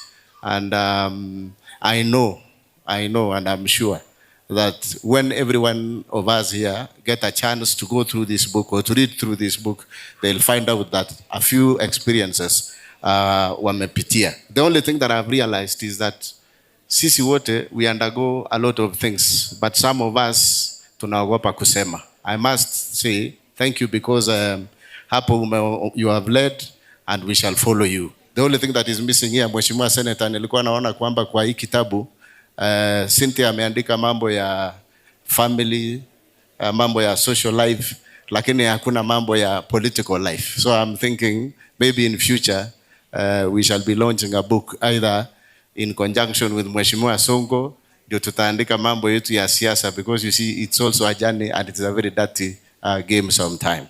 But I want to sincerely thank everyone who is here this evening. Cynthia, to you and your family, tunasema pongezi. I am very proud of you because we come from the same place. By the way, I know Cynthia forgot. Cherorot ni mjumbe wetu sisi wote pamoja na Cynthia. And we are proud as a team from Londiani. Tunasema pongezi sana. Receive hearty congratulations from the so many people that they have sent us this evening. Na wakasema kwamba wanakuombea, and they have also encouraged you that sky is the limit. I know this is the first book. I know you will do the second one, the third one, the fourth one, and even the fifth one. Personally, mimi nimeandika thesis kama PhD and a number of articles, but you have challenged me. You have challenged me. I can assure you, by the end of, let's say, 2 years to come, I shall also be inviting you people to be here. Ndio muweze, as I launch my book that day. I hope, Cynthia, you will be there. And Senator, probably, utakuja pia Mheshimiwa Senator. Senator, nitakuwa nimeandika kitabu hata mimi in the next 2 years. So mutakuja na Sonko. Na mimi nataka kusema hivi Mheshimiwa Senator, lastly as I finish. Naona watu wanaongea sana mambo ya 4 term. Lakini there is also something that people are also saying about deputy president. We know that we have a job, first of all, tuko na jukumu kubwa. We ensure that the president is 2 term. From there onwards, tutaweka huyu Aaron akuwe rais. Sio mambo ya deputy. Ama nyinyi mnataka number 2 ama number 1? Si number 1. So tutapangana na hiyo maneno polepole, lakini before then tutakuwa tumeandika vitabu mingi na Mungu ataweza kutusaidia. So let me just take this opportunity to welcome Mheshimiwa Cherorot to take over from there, and then tutamaliza the program.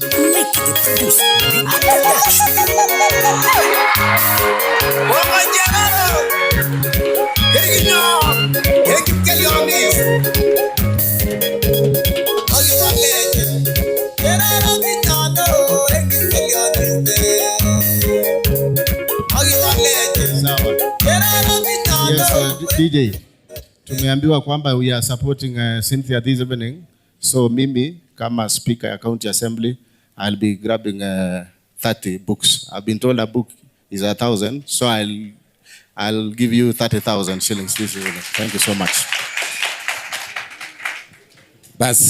Thank you so much, Mr. Speaker. Cynthia, who is our host, Majority Leader Aaron Cheruyot, who is here with us, Songo Teta kutoka Belgut, Mheshimiwa pia Prezo, Maji and Bavina, and also the director, regional director TVET, and a host of visitors who are here tonight or this evening. May I take this opportunity to say, how are you all? Ebu munuweke hiyo, Bwana asifiwe. This is a great day that we've come here to join our sister Cynthia to launch this book, Into the Wonders of Pain. I don't know what she thought about it until she decided to write that book. But I know the same book has taken her to another level in life. Our presence here and our presence here has lifted her up there, and she's now getting into the sea of authors in this country. I want to thank also other authors who are here. the book writers who have come here to join her.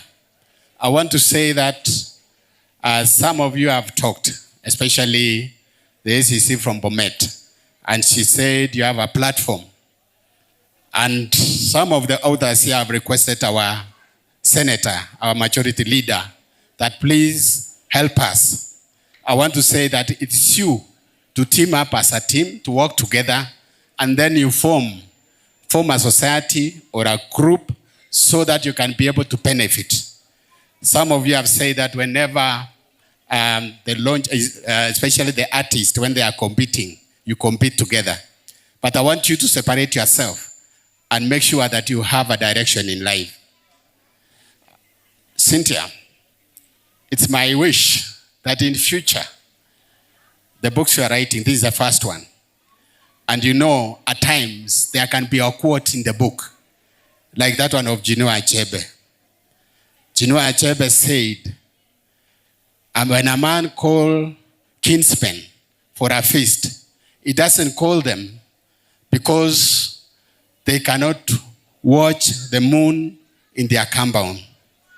He doesn't call them because they don't have food in their homesteads.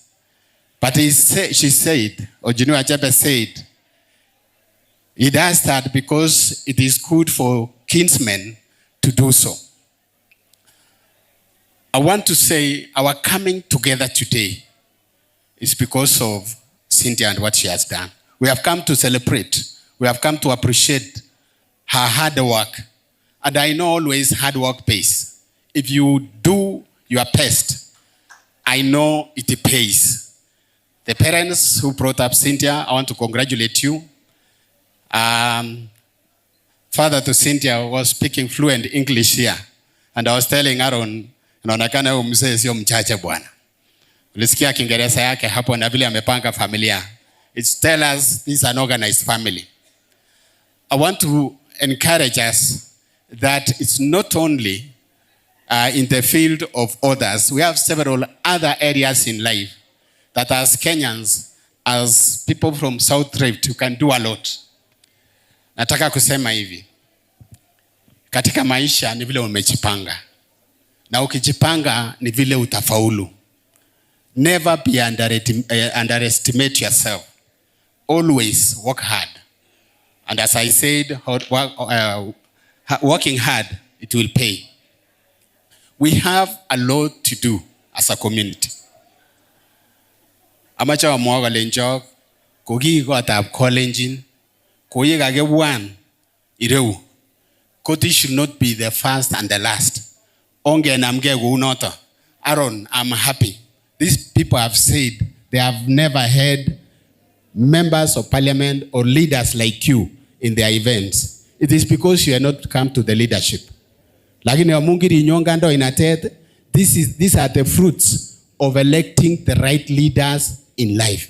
Amacha wa mwa sigo mi Aaron nero, sigo mi songoyo, kwa mungi olewen the right people. Aga amacha wa mwale, onge testai ge supporting. Onge testai ge supporting, amun yo chege bangange. Kago mwabik, alak kongalale na gubaron. Kingalale 4 term. Laini engenyi shekye kubuane, kingalale president, aglaini negibendi State House.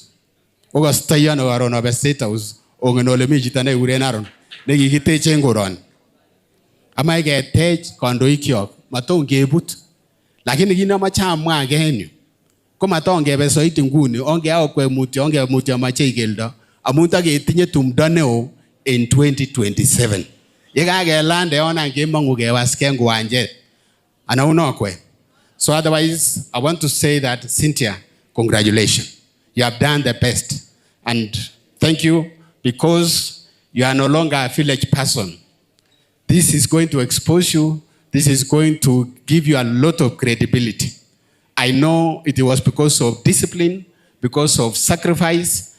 When you have a lot, when you are doing something that is good and important in life, you don't have to give up. Winners or quitters don't win because winners don't quit. So I want to say that thank you so much. Congratulations. Greetings from Piers Tanui of ICT. He called me when I was here because he had an invitation. Na amesema atanunua vitabu ya 1,100. Na mimi nitakununulia vitabu ya 50,000. So without much ado, I want to take this opportunity to invite Songo Teta. Let's go.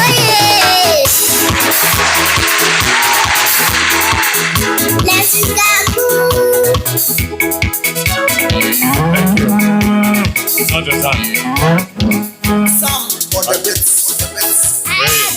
Wait, DJ, guess again, our host, Cynthia, the family of Terer, all the writers that are here today, this evening, the friends of Cynthia who have come to be with us this evening. Wacha nichukue nafasi hii niwasalimie nyote mjambo. Ujamage? Kolo bage waje kanga gete writers. Gebara kibiti. First, let me say, Cynthia, congratulations. Hii ni kazi kubwa. This is, you remind me of, actually, I was reflecting on the Kipsigis writers, or rather the Kalenjin writers. When we were growing up, the books that used to encourage us were books from, or rather the books we used to read were books from some writers in Nigeria. Things Fall Apart, and then Ngugi wa Thiong'o, The River Between. Those of us who did KCSE with me remember the African short stories, and of course there was Magayu. There were all these strange names. We did not have local writers. I think at that time probably the writer that was there was Taita Arab Toet, who had also ventured into writing books. Coming close home now, you realize how society has transformed and changed. That today we have people and very serious writers amongst our society, amongst the Kipsigis community. And you know, writing is means you are thinking. A writer means you think. I know of even writers that wake up at night because they do not want to forget something that they were thinking about at that time. And then you put it into writing. It means that there's a lot that you have in mind, but you do not want to have it alone. You want to share with many other people. And that is exactly what writing is about. And you even went further, not just to use writing as a means of communication, but you've gone to a media house where you are vocalizing what you will otherwise have written and educating people and teaching people and helping our students to even improve on their literature and their vocabulary. Wacha niseme, congratulations. This is exactly what we need of our society. Kama yale, abogara ko mache ke utienge lengalega sire kugine bomana. Yanga ke sirko ga ki boisie metit. Ko yange boisie metit ak imuchi inde tugu kitabut ko boru ko le chito ne ibwoti tugu kichang kitoret. Abogara ke boisie metuswe kibwoti tugu chema bomana. Ibwoti chito ilongete subui sanga be baya bosa. Ko mi chito ne bwote tugu ke kole sapto no emet ko kinde ngalek sirutik ak kitabut ar ko mangun. Ngwanindo ne bune chitu na ko la ke le ka bonyo stress kan ba mas agenge. Nimende kitabut ak imete yema yue and you write a book and come out to the, you know, this is a book of the wonders of pain. All of us go through pain. Like Kiptemor was saying here. Politics, for instance, is not an easy thing.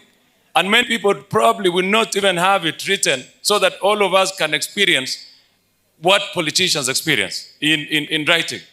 And when you have people who are able to condense the troubles that we go through as politicians and having it in writing, like what Cynthia has done, I think then we lose so much as society that we will have listened to, that we will have read and help us improve.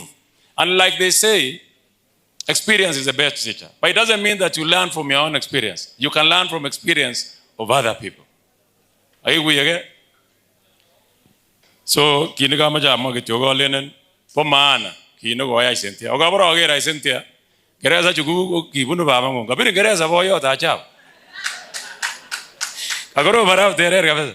So, Mine is just to say thank you very much and congratulations. Thank you very much for giving us the stories. In fact, actually, my wife said you met before, and she sent me today also to encourage you. She said she will talk to you later, and of course, all the other writers. And I'm happy that we have so many other writers that are coming up. I am even more happy about the story that is written by, I don't remember the lady who came here. She is going to write about our history as a Kalenjin people, or Kipsigis people. That is very good. If you read Chimamanda Ngozi, and now she describes how she lived and wrote a story in the UK and going back to Nigeria, I think it is very important. Agonda mugakse kesera got kitabu ushek in kuti nenenyon negi guitosi asema garone ke tugu galaki mara gumma mi bitet ne Kipsigis. Chang tugu kege chimogingi gile majecho na muna kagenge magosa nagige. And that is what is important about these writers. Tama ngolonji ni boyo na gure ngetienya abogara ya na maja na itugu gapke yabo ishe kicha ago lezo inon kilochi komo yani mogi tinye ngore kyo Kipsigis kilochi lezo itamasa ogi ogo Kipsigis ago ma lezo it ko rongo gimu mien Kipsigis kilochi kitagena ter lakini kikian kelengo benne nyone nange nam no masa ni nyomi meset. That is not our dressing. So if you have someone who can have it in writing, so go on it be ngeo tito log mi to gala kinyo luge ago kya or kiga atete log December go na big take istama abag magijam dog him dorsio kunge na no tabsigisha aya mi to gala gora jinyo lugi net ke logo tianga go ime nguni kuma go megeta ke wanat pi kurge mon doge ri boteke.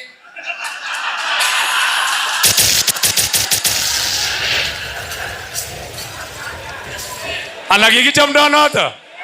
Oh, gigicham donoto. Kiki awal katiba. But also, as we do that, there are also cultures that we have to get rid of. For instance, let me tell you, and I'm happy because Cynthia is a female.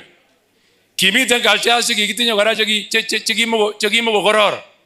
Culture agenge ne gigitinya ne gimo gararan kuchegi etien TV anako chebioso kusoma ngijero kokigiste choto chesomis kokigiste chukigile nangio to TV kigiste again namjegarora. So we can embrace culture and take the good things and positive things, and then those ones that we not want, we get rid of them.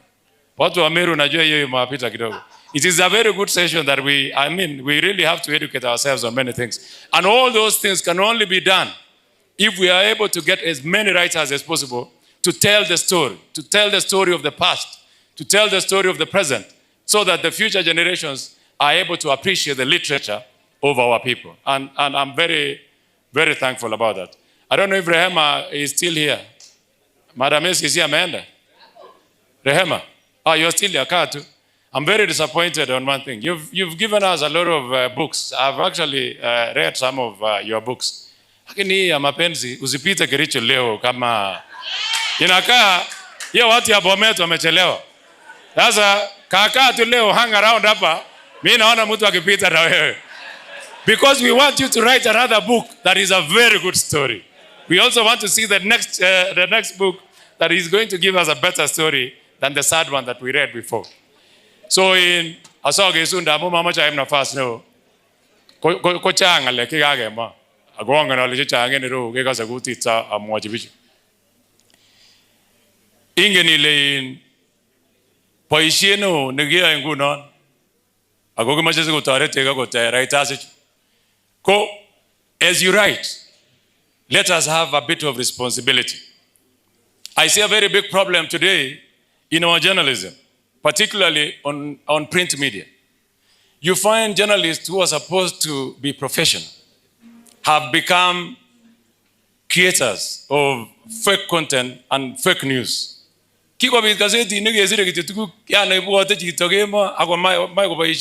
Journalism irresponsibly.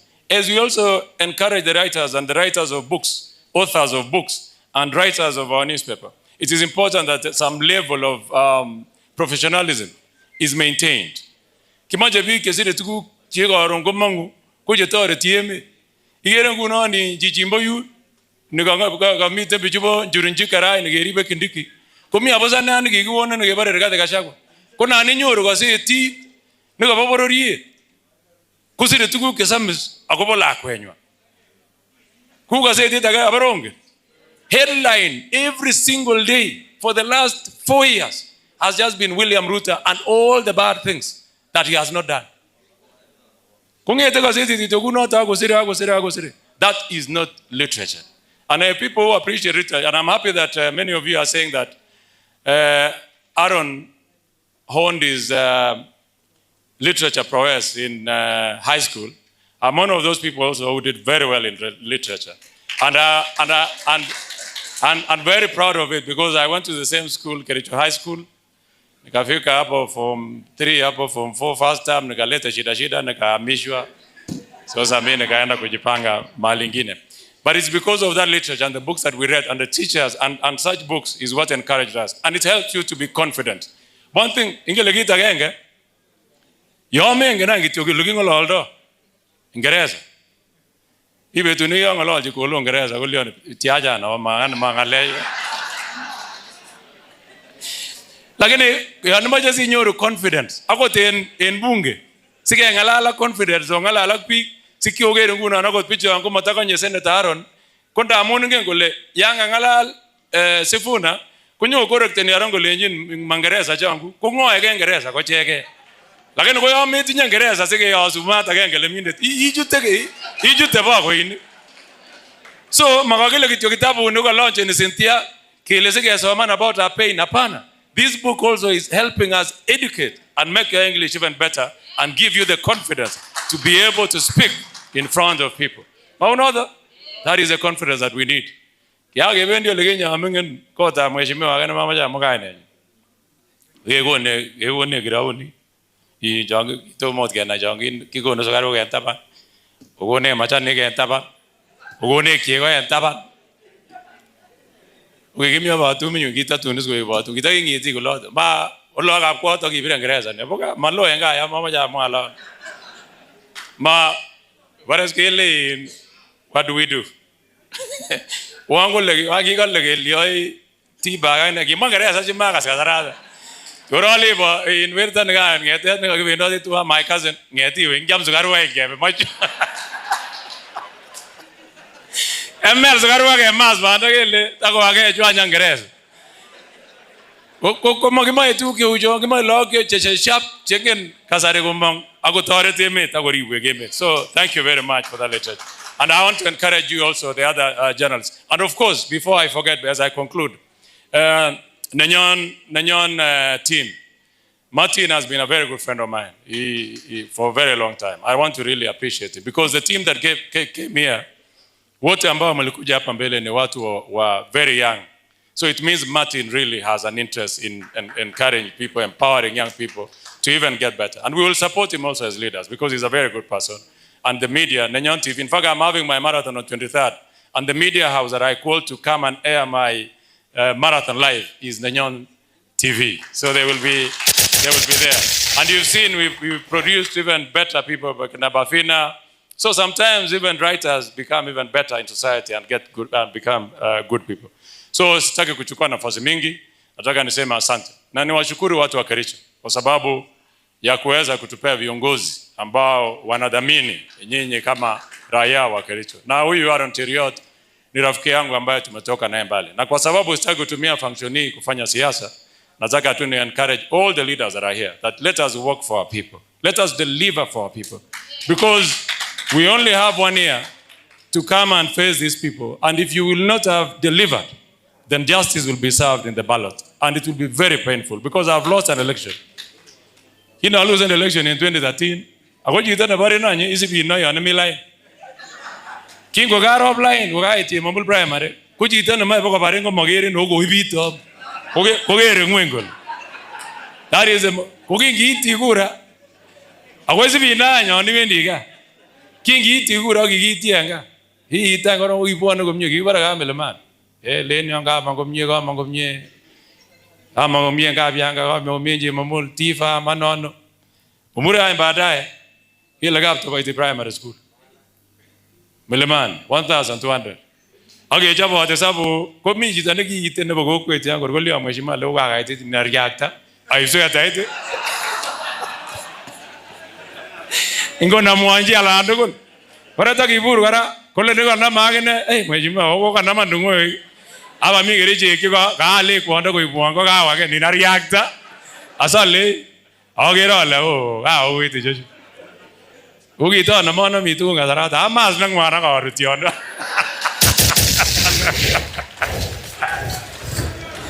So, yango kigone nafasi nebo responsibility. We must be able to help our people to achieve their needs. And one person who has been very deliberate in making sure that Kericho shines is our Senator Aaron Terer.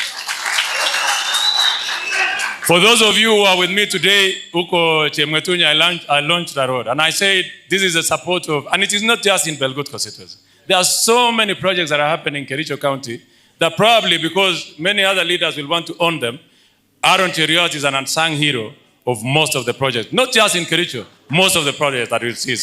We encourage you and we want to encourage all the leaders. And any aspirant, I want also to encourage the aspirants. Please, do not fear to run against people. The more we have democracy, the more people are able to run, is the more we get better leaders. The more I know the college chamchi to go nafas ko sa mwajare. Kut ko magi chamchi bi ki chan ko sa mwajare. Ko magi nyoru leaders che kororon che muje ko mwajare. Ama je bi gembel ko ne majo ko sa ne boso ko inyemwa. Ile maje aine. Kutinye ibula magana ibogoroba inyo na ki testa. Why you nafas? With those many remarks, I want to say thank you very much, Terer and Cynthia. May God bless you. Thank you. And for the journalist community and for the writers who are here, may you always be together and happy and strong because you are the future. Thank you very much and God bless you. So, let me now take this opportunity to welcome our Tumkaribishe majority leader. Wapi kelele jamani? Haya. Rejesha foto.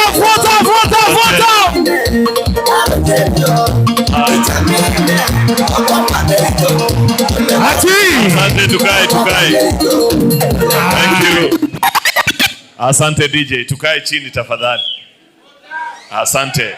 Bas, the reason for us being here, Cynthia Terer, together with your family, kiongozwa na baba mzazi, alikuwa amekaa mahali, simuoni tena. Bas, ndio ule nimeona mzee, pamoja na mama, with your siblings, and wananchi wa Kericho, the friends that have come from Meru, and Nairobi, representative wa PS, together with all the visitors. Wacha niombe ni wasalimu wote. Bwana Yesu asifiwe. God is good and all the time. Asante. First of all, I really want to register my congratulations to you, Cynthia.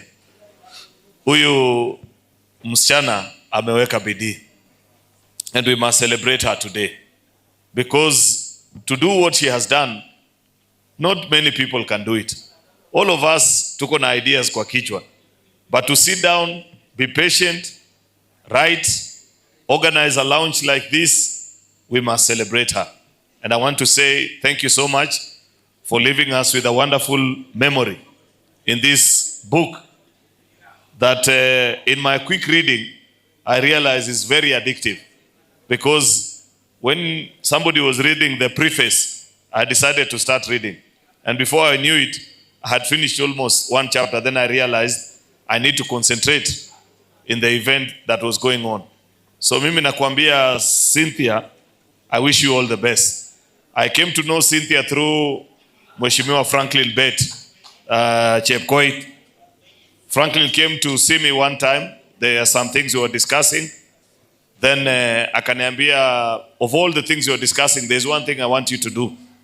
And because he's our senior, a leader that has been ahead of us, akaniambia there's a young girl who has done really well. She's put out a nice book and has requested that if I know you, nikwambie her request is that you grace the launch of her book. So tukaongea, he gave me the number of Cynthia, nikampigia simu, she came to the office, saw me, tukazungumza hapo, tukasema maneno moja mbili, and we agreed that we are going to have this launch. And here we are today. So I want to say, Cynthia, mimi nakupatia pongezi. And all the writers ambao wamekuja hapa, particularly from our community, I am very proud of you. Because unajua, the gift of writing is one of the many gifts ambaye Mwenyezi Mungu ametupatia, just like any other talent. And I love reading. In my spare time, I read. Mimi, I am an avid reader of many things. I read books, nasoma nini. Nikitembea kwa gari, you'll always find a book. Saa ngine nikiwa kwa ndege, ninaweka headphones yangu, mimi napambana na kitabu. Because I know when you read, you are sharpening your brain. Na ni vizuri what you have done. So I was saying congratulations to those writers. Wale walikuja wakasimama hapa and they told us all the stories, the things that they are putting together as a writers of our community. Nimesikia request yenu, mumeomba, mumesema please hold our hands the way you have held the hands of other sectors. Na mimi unajua, apart from the work that I do, I love empowering people. That is a passion that I have. Na we will empower you people because unajua, you are also empowering others through your words. Kuna mtu atajipata amesumbuliwa na maisha, anataka ku give up, but akisoma hii kitabu ama ya the rest of the writers that were here, they become encouraged and they put together a story. So there is a lot of beautiful wisdom that is found in the work that our writers are doing. And some of them requested that please consider Sisi when you are celebrating the musicians and the rest. There's a planning committee and the vetting. Nitafikisha request yenu kwao. Niwaambie writers pia walisema muwakumbuke. I think there was somebody who was complaining. Alisema tuliwekwa pamoja na watu wa cartoon. Na unajua sasa cartoon is easier because you just look at it and you make a decision. So we'll say that you separate you people much as you come from the whole literature space. So congratulations to our writers. And I like the fact that there's something Mheshimiwa Nelson said which I really appreciate. Unajua zamani watu walikuwa wanatuchekelea. Because I think because of wale wazee walikuwa wanafanya kazi na mzee wetu Baba Moi. Many people believed that Kalenjins could not speak English. Walikuwa wakituona wanaona wameona Barngetuni. Ama sijui nani wanasema basi wale wazee wa zamani wale ambao walikuwa wanashikanisha moja ama mbili. But simnaona the way akina Cynthia imagine when they spoke here, you feel proud. And that's why on many occasions, if you have noticed, because many of you are from Kericho, mimi nikiendanga kwa shule na watoto waseme poem in English or Kiswahili, I reward them better. Wakikuja waseme kwa Kipsigis, mimi naangalia chini tu najua hii mwalimu amepika tu ndio waseme basi senator kumbuka kitu. Because our students, they don't struggle with Kipsigis. See, Kipsigis wasichana wetu na watoto wetu wanaweza ongea. What they struggle with is language. And that's why we must encourage them to get the confidence. Hata sisi, we compete with other people. So our writers na wale watu wengine wote that are in that particular space, muendelee so that other people can know hata sisi tumefika pia. Na sisi sio wale, sisi ni wa kisasa. And we can do that which needs to be done. So to Cynthia, to all the writers that have spoken, all the people that have come here today, asanteni sana. The last thing that I want to say to the writers, thank you also because you have chosen to use your gift. Unajua nilikuwa naona saa ile ilikuwa inaulizwa, president alikuwa anauliza wangapi wamewahi kuandika? Watu wanaweka mkono juu. Na wajui tunaongea mambo ya kitabu. Sio Facebook na WhatsApp. Unajua Cynthia angekuwa hii maneno kama tu vile ameandika kwa kitabu, angeweka kwa WhatsApp pia. Lakini kama angeweka kwa WhatsApp na Facebook tungekuwa hapa. We will not be here. That's why nimekuwa nikiambia watu, hii Facebook, WhatsApp ni mahali mzuri tu ya kupitisha masaa na kupiga story hapo kidogo kidogo. Lakini if you want to impact people, do what Cynthia and the rest of the writers are doing. Andika kitu hapo. Na pia ukitumia Facebook, nilikuwa naambia wengine last week, tumia kujenga taifa. Tumia kufanya kitu afadhali. Usitumie Facebook kutisha watu, kutukana wengine, to try and bring other people's businesses down. Ujitume. Unajua niliambia watu last week, nilikuwa naona wengine wanajaribu kupendua kusema huyu amesema hivi. Wacha nirudie ndio waelewe vizuri. Nilisema hii Kericho ni ya watu ambao wanapenda kujituma kwa kazi. Vijana wetu utapata wanang'ang'ana na bodaboda, kina mama wanauza mboga, wazazi wetu wanachuna chai. People are working hard to make ends meet. What we are discouraging ni tabia ambayo watu wanataka kuleta hapa. You don't want to work. You don't want to do anything. Ati unataka kukaa mahali fulani, alafu unaambia mtu ati hebu Lilano, unataka sasa kutusomea. Wewe unatusomea kama nani? Ati unatuambia sijui nini, hii imekuwa, alafu unatuma message. Unamwambia ati umeona? Tuma kitu ama niseme mbaya zaidi. Si mnajua hiyo wakora? Na mimi nawajua vizuri because wanatuma messages. Uliza hawa viongozi wote hapa. Uliza Prezo, uliza Nelson, uliza Cherorot. All these people. Hata wanabiashara. You can imagine. Wamewachana mpaka sasa na wanasiasa, wako sasa kwa wanabiashara. Anamwambia ati usiposema hivi nitasema chakula ni mbaya kwa hoteli yako. Tukubalia hiyo blackmailers watawale town yetu. We should not allow that kind of habit. And it doesn't matter. Ati wanajaribu kufanya threats kidogo kidogo hapo, wanaandika, wanasema sijui tutafanya nini. Yaani hii miaka yangu bado nina tisho kweli. Kwa hii miaka. Ati bado unasema wewe sijui tutakufanyia nini. We have to say what is right and what is wrong. Kama vile just like any leader, you must accept to be loved. You have to appreciate that there are people who will never love you. There are those who will criticize you. There are those who will celebrate you. That is part of our work in the democratic space. But what we shall not allow is people who want to use blackmail and threats to malign other people's name and turn it into a business. Hiyo biashara tulisema hatutakubali. Hiyo kiosk wafunge na wafanye kazi. Shika pikipiki kama vijana wengine, enda kwa shamba, fanya biashara just like every other person is doing. Si nyinyi wote mnajikaza in one way or the other? Ama namna gani? Everybody is working hard in one way. Wewe huwezi kuwa special. Nimenyamaza tu, lakini sitaki kuongezea hiyo yenye mnasema, lakini mnaelewa ama namna gani? Unajua kama jo utamwae, sorry wageni wetu hawa, ukifika nyumbani mwambie Profesa Kithure sisi tunampenda sana. Unajua rais wetu 2022 alipata deputy president, lakini kwa bahati mbaya ikawa ni mtu mang'aa na ni mtu msumbufu. Amemsumbua karibu miaka 3 mpaka kazi karibu inachelewa. Hata saa hii anasumbua akiwa nje. Lakini tangu tuweke Professor Kithure Kindiki as our deputy, kazi inakimbia kabisa. And we are grateful about that. Ana maono. So nilikuwa nataka tu kuomba, unajua hiyo nilikuwa nasema ni maneno ya hapa nyumbani. Nikiswitch kwa lugha ya nyumbani hapana jali. Ni maneno tu kidogo kidogo nataka kuambia wananchi. Ngele mie gorage yangiti ndai choro no kiuchu. Kibor chicho mie ne boemet. Singo bendi konge kole bye bye emet. Ana maono.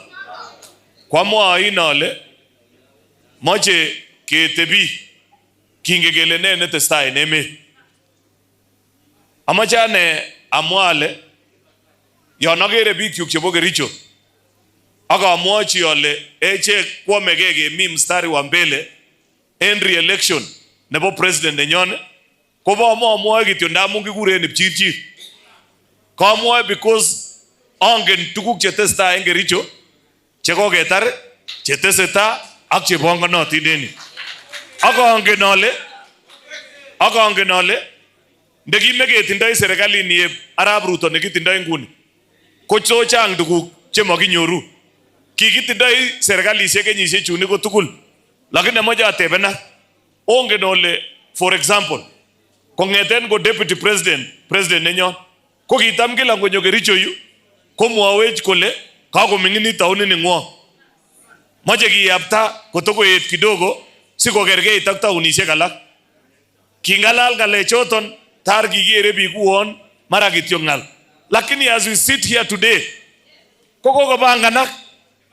Mi contractor nebo Chelimo ko reporten yenyu, we are building 5,000 affordable housing units, 16 yani koroba kongeten ground floor paka 15 floor ako maagenge, 16 of them, total value 6 billion Kenya shillings.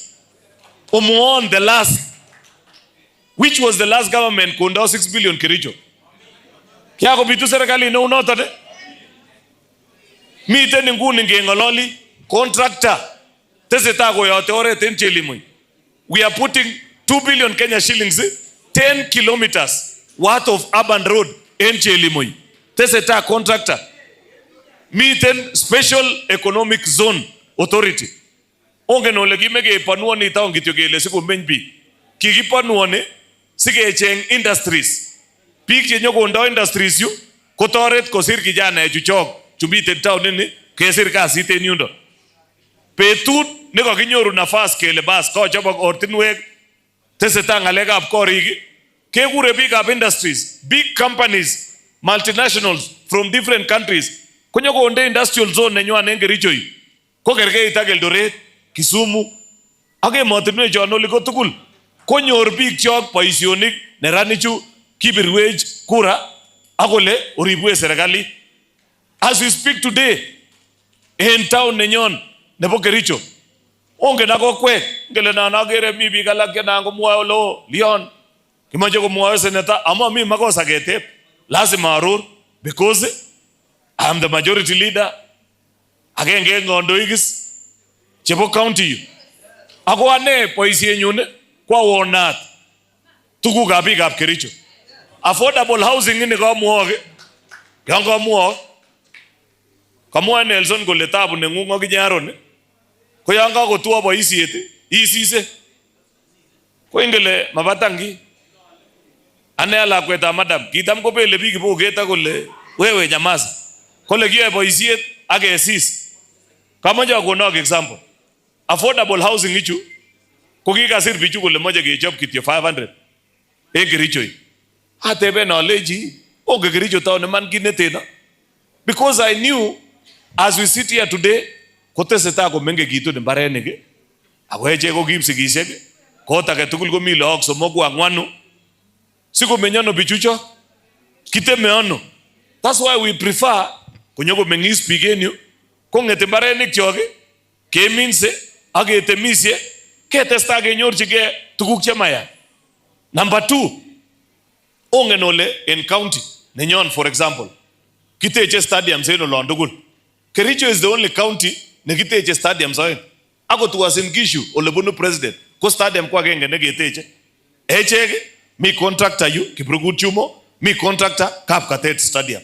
As we speak today ngengololi kimi kasarta ne en letyo ko kitam komwoe biik blembechoni chono yangoe Jumatatu gobendi biik kasit kochenge kasetit ana ko kas radio kole kosirto ngo koba mazishi boko mwaitana mpitina ko kisungukoni makiteche yu makilione nenyon. But I'm happy as we sit here today in constituencies chechok tukulo there is a contractor neteche barabaretab lamit at the very minimum 50 kilometers Kipkelion East, 50 Kipkelion West, kongete Tegat paka Kablelit, Furaha paka Hilti, ini Mheshimiwa Chero Road, miten yu. Kongete Sabunit, Ainamoi, kongeten kibarane Torit Junction, Komanda en Kenegut, Ainamoi yu, paka Kapsaos, contractor on site. Pureti, there is a contractor in Pandabilis, Belgut, there is a contractor on site. And if you ask, so in Iblal bare nika ngete torite. Ko bare ite kibare nengwe nyuno. Koitaburot. Koitaburot ko masoinde. Ako toko sta kapche boy ko tar na ndugul. Me 10 contractors so mogu actually. So in Sigawe. Me nebo nyalil buche. Ami na ambo kipsitet Kisumu ndogo.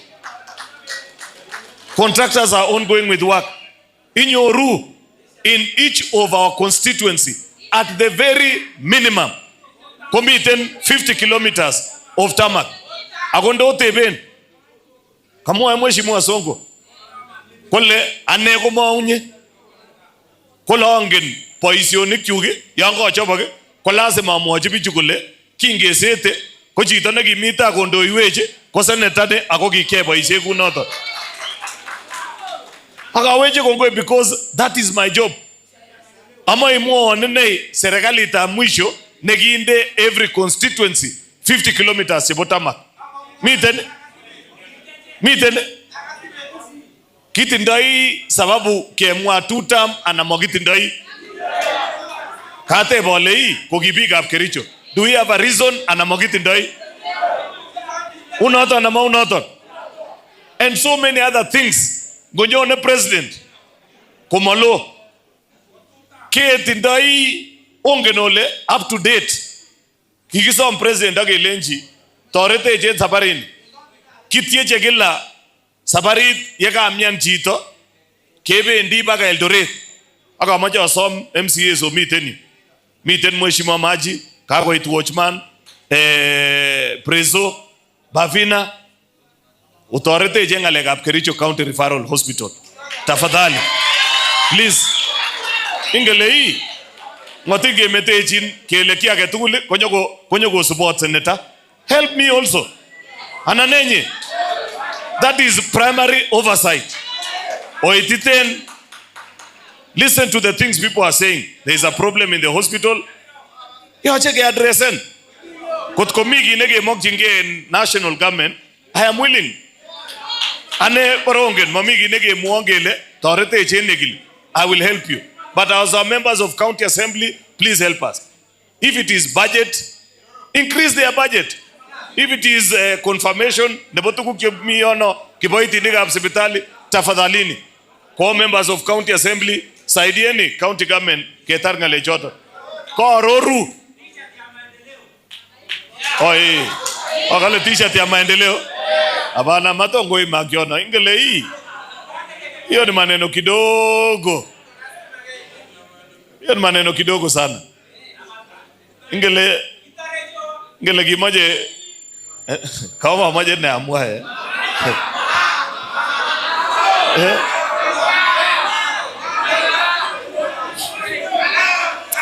Anyway, mama janga la lejito. Kasibak, okany corona banga maendeleo. Sige muaje bogi babusa higni chono. Kasibak. Kotesta rorwa ngaleka bortinwe. Angenole, for example, piga brook mailine. Age manda baga tendwe.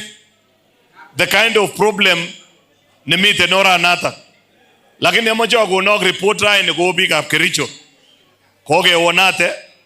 Kogo tar keranga lega tendering on Wednesday wiki ni nyone ko report ni contractor nege guren China wuyi. Kinye ke chapu echo tenyo nyongomie. Piga brook jogi ago mioso ago mogibendi kityo. Ago nieba inamoi ke chotage baga West Valley baga Tisalia Mission. Kericho petene goleli omuona go kwe. Hiyo ni kazi ama si kazi? Tese boisi ita na matesta. Dekiomi anyolei. Kusira wona tukuchuki wona tie Nairobi. Ole nanya wona ta jenu libre sab ke wona tege bitinna sijui ke lian. Matame kasite. Kate bena golei. Kutomete wo kusina na goribo kama satan. Kibaru maendeleo. Oribo liebka. Nebo mwisho. Kaka se kamua muzungu mu Afrika. Kole kager gemi olimbo Kakamega. Gemi ten olimbo Nyamira. Ko ingele. Mevere ile kapa umemani. Amami kurana chenge Western. Kimi kechenge serikali ndamun nongen ole genyoru serikali kikesunenwech boisionik tugul ibokokerkeit ak Singapore, Kericho ak Kalenjin komugul. Kimi kechengjini president choronok ak keribe emet kenge kele yon kakinyoru nafas kenyoru serikalit ketindoi kabilani ko katech ak oliep ka unoto ana maunoto. Anane ako si anawendi komonetonu ke akane ak akere sole hapa kiyoe kabilani. Matanda nenyun akane situn komakai panganake chito mi makosa yono. So kamache kityo amwa kole tesetai ngalechono. The last thing kamwa actually samwa ngalechu kabo sipitali en bichu ko kamache amwachi cherorot bichu ale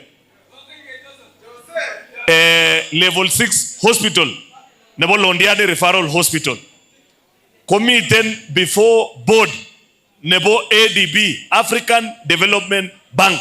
Any minute kekonech approval ketar ngalekab tender kout ngalek chetekebendi Eldoret ngalekab konyoiset. Ananenye. So chang tuguchu teseta mamache amwane ngal uone ngwamene kunoto. Ananenye. Raini koka betutab Cynthia. Lakini kaker ale bo kamanut arorwok tuguk cheteseta en Kericho ni. Si angamwa ale tutam ona ole morwotiti atindoi sababu amwa ale tutam en our president en boisionik cheteseta en Kericho county nenyon. Ananenye ni tutam si tutam. Wapi tutam ya rais wetu? Very very good.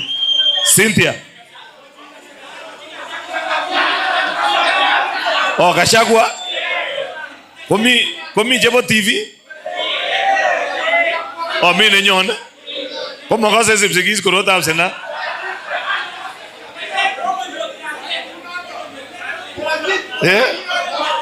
Aja Gachagua hii. Mo magengi. Kibi yueta ketugul. Kine koko ngetisi nyen Gachagua. Koko regi ngorai kityo akwa madhare. Anebo ngalek ye gololi.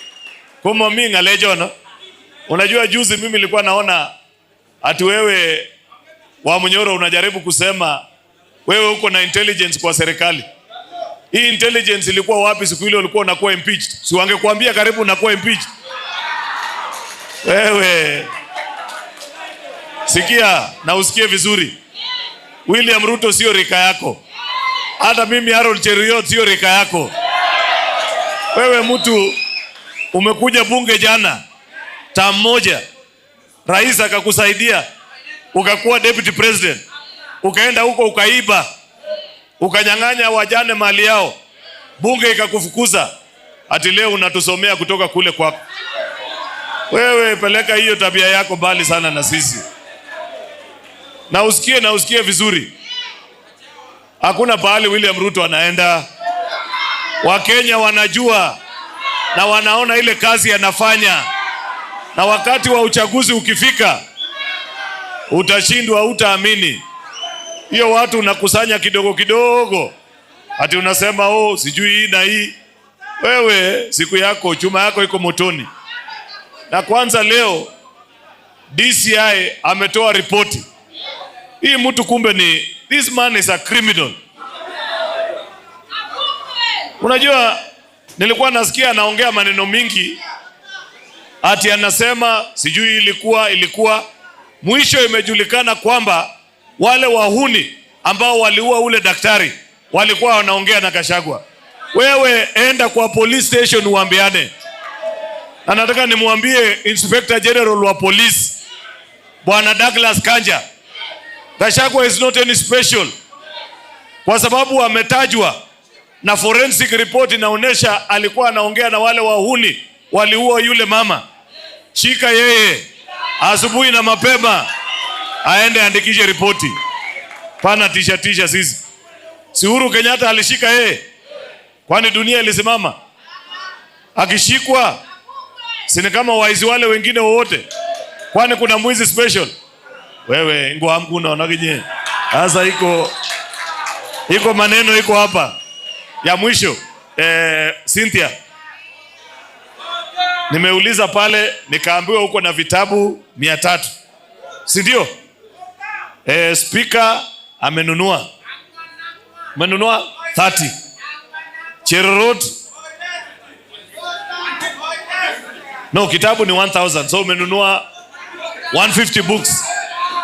Very good. Nyenye mtulie kwanza hiyo vitabu nataka ipewe hii watu yangu hii waende wasome hawa. So wewe hii watu wachana nao, relax tu, wako wajana nao, unajua wachana nao. Cynthia, ile vitabu ambaye itabakia huyu mheshimiwa Nelson unanunua ya ngapi mheshimiwa? Another 100 books, 100,000. Ni kama imeisha.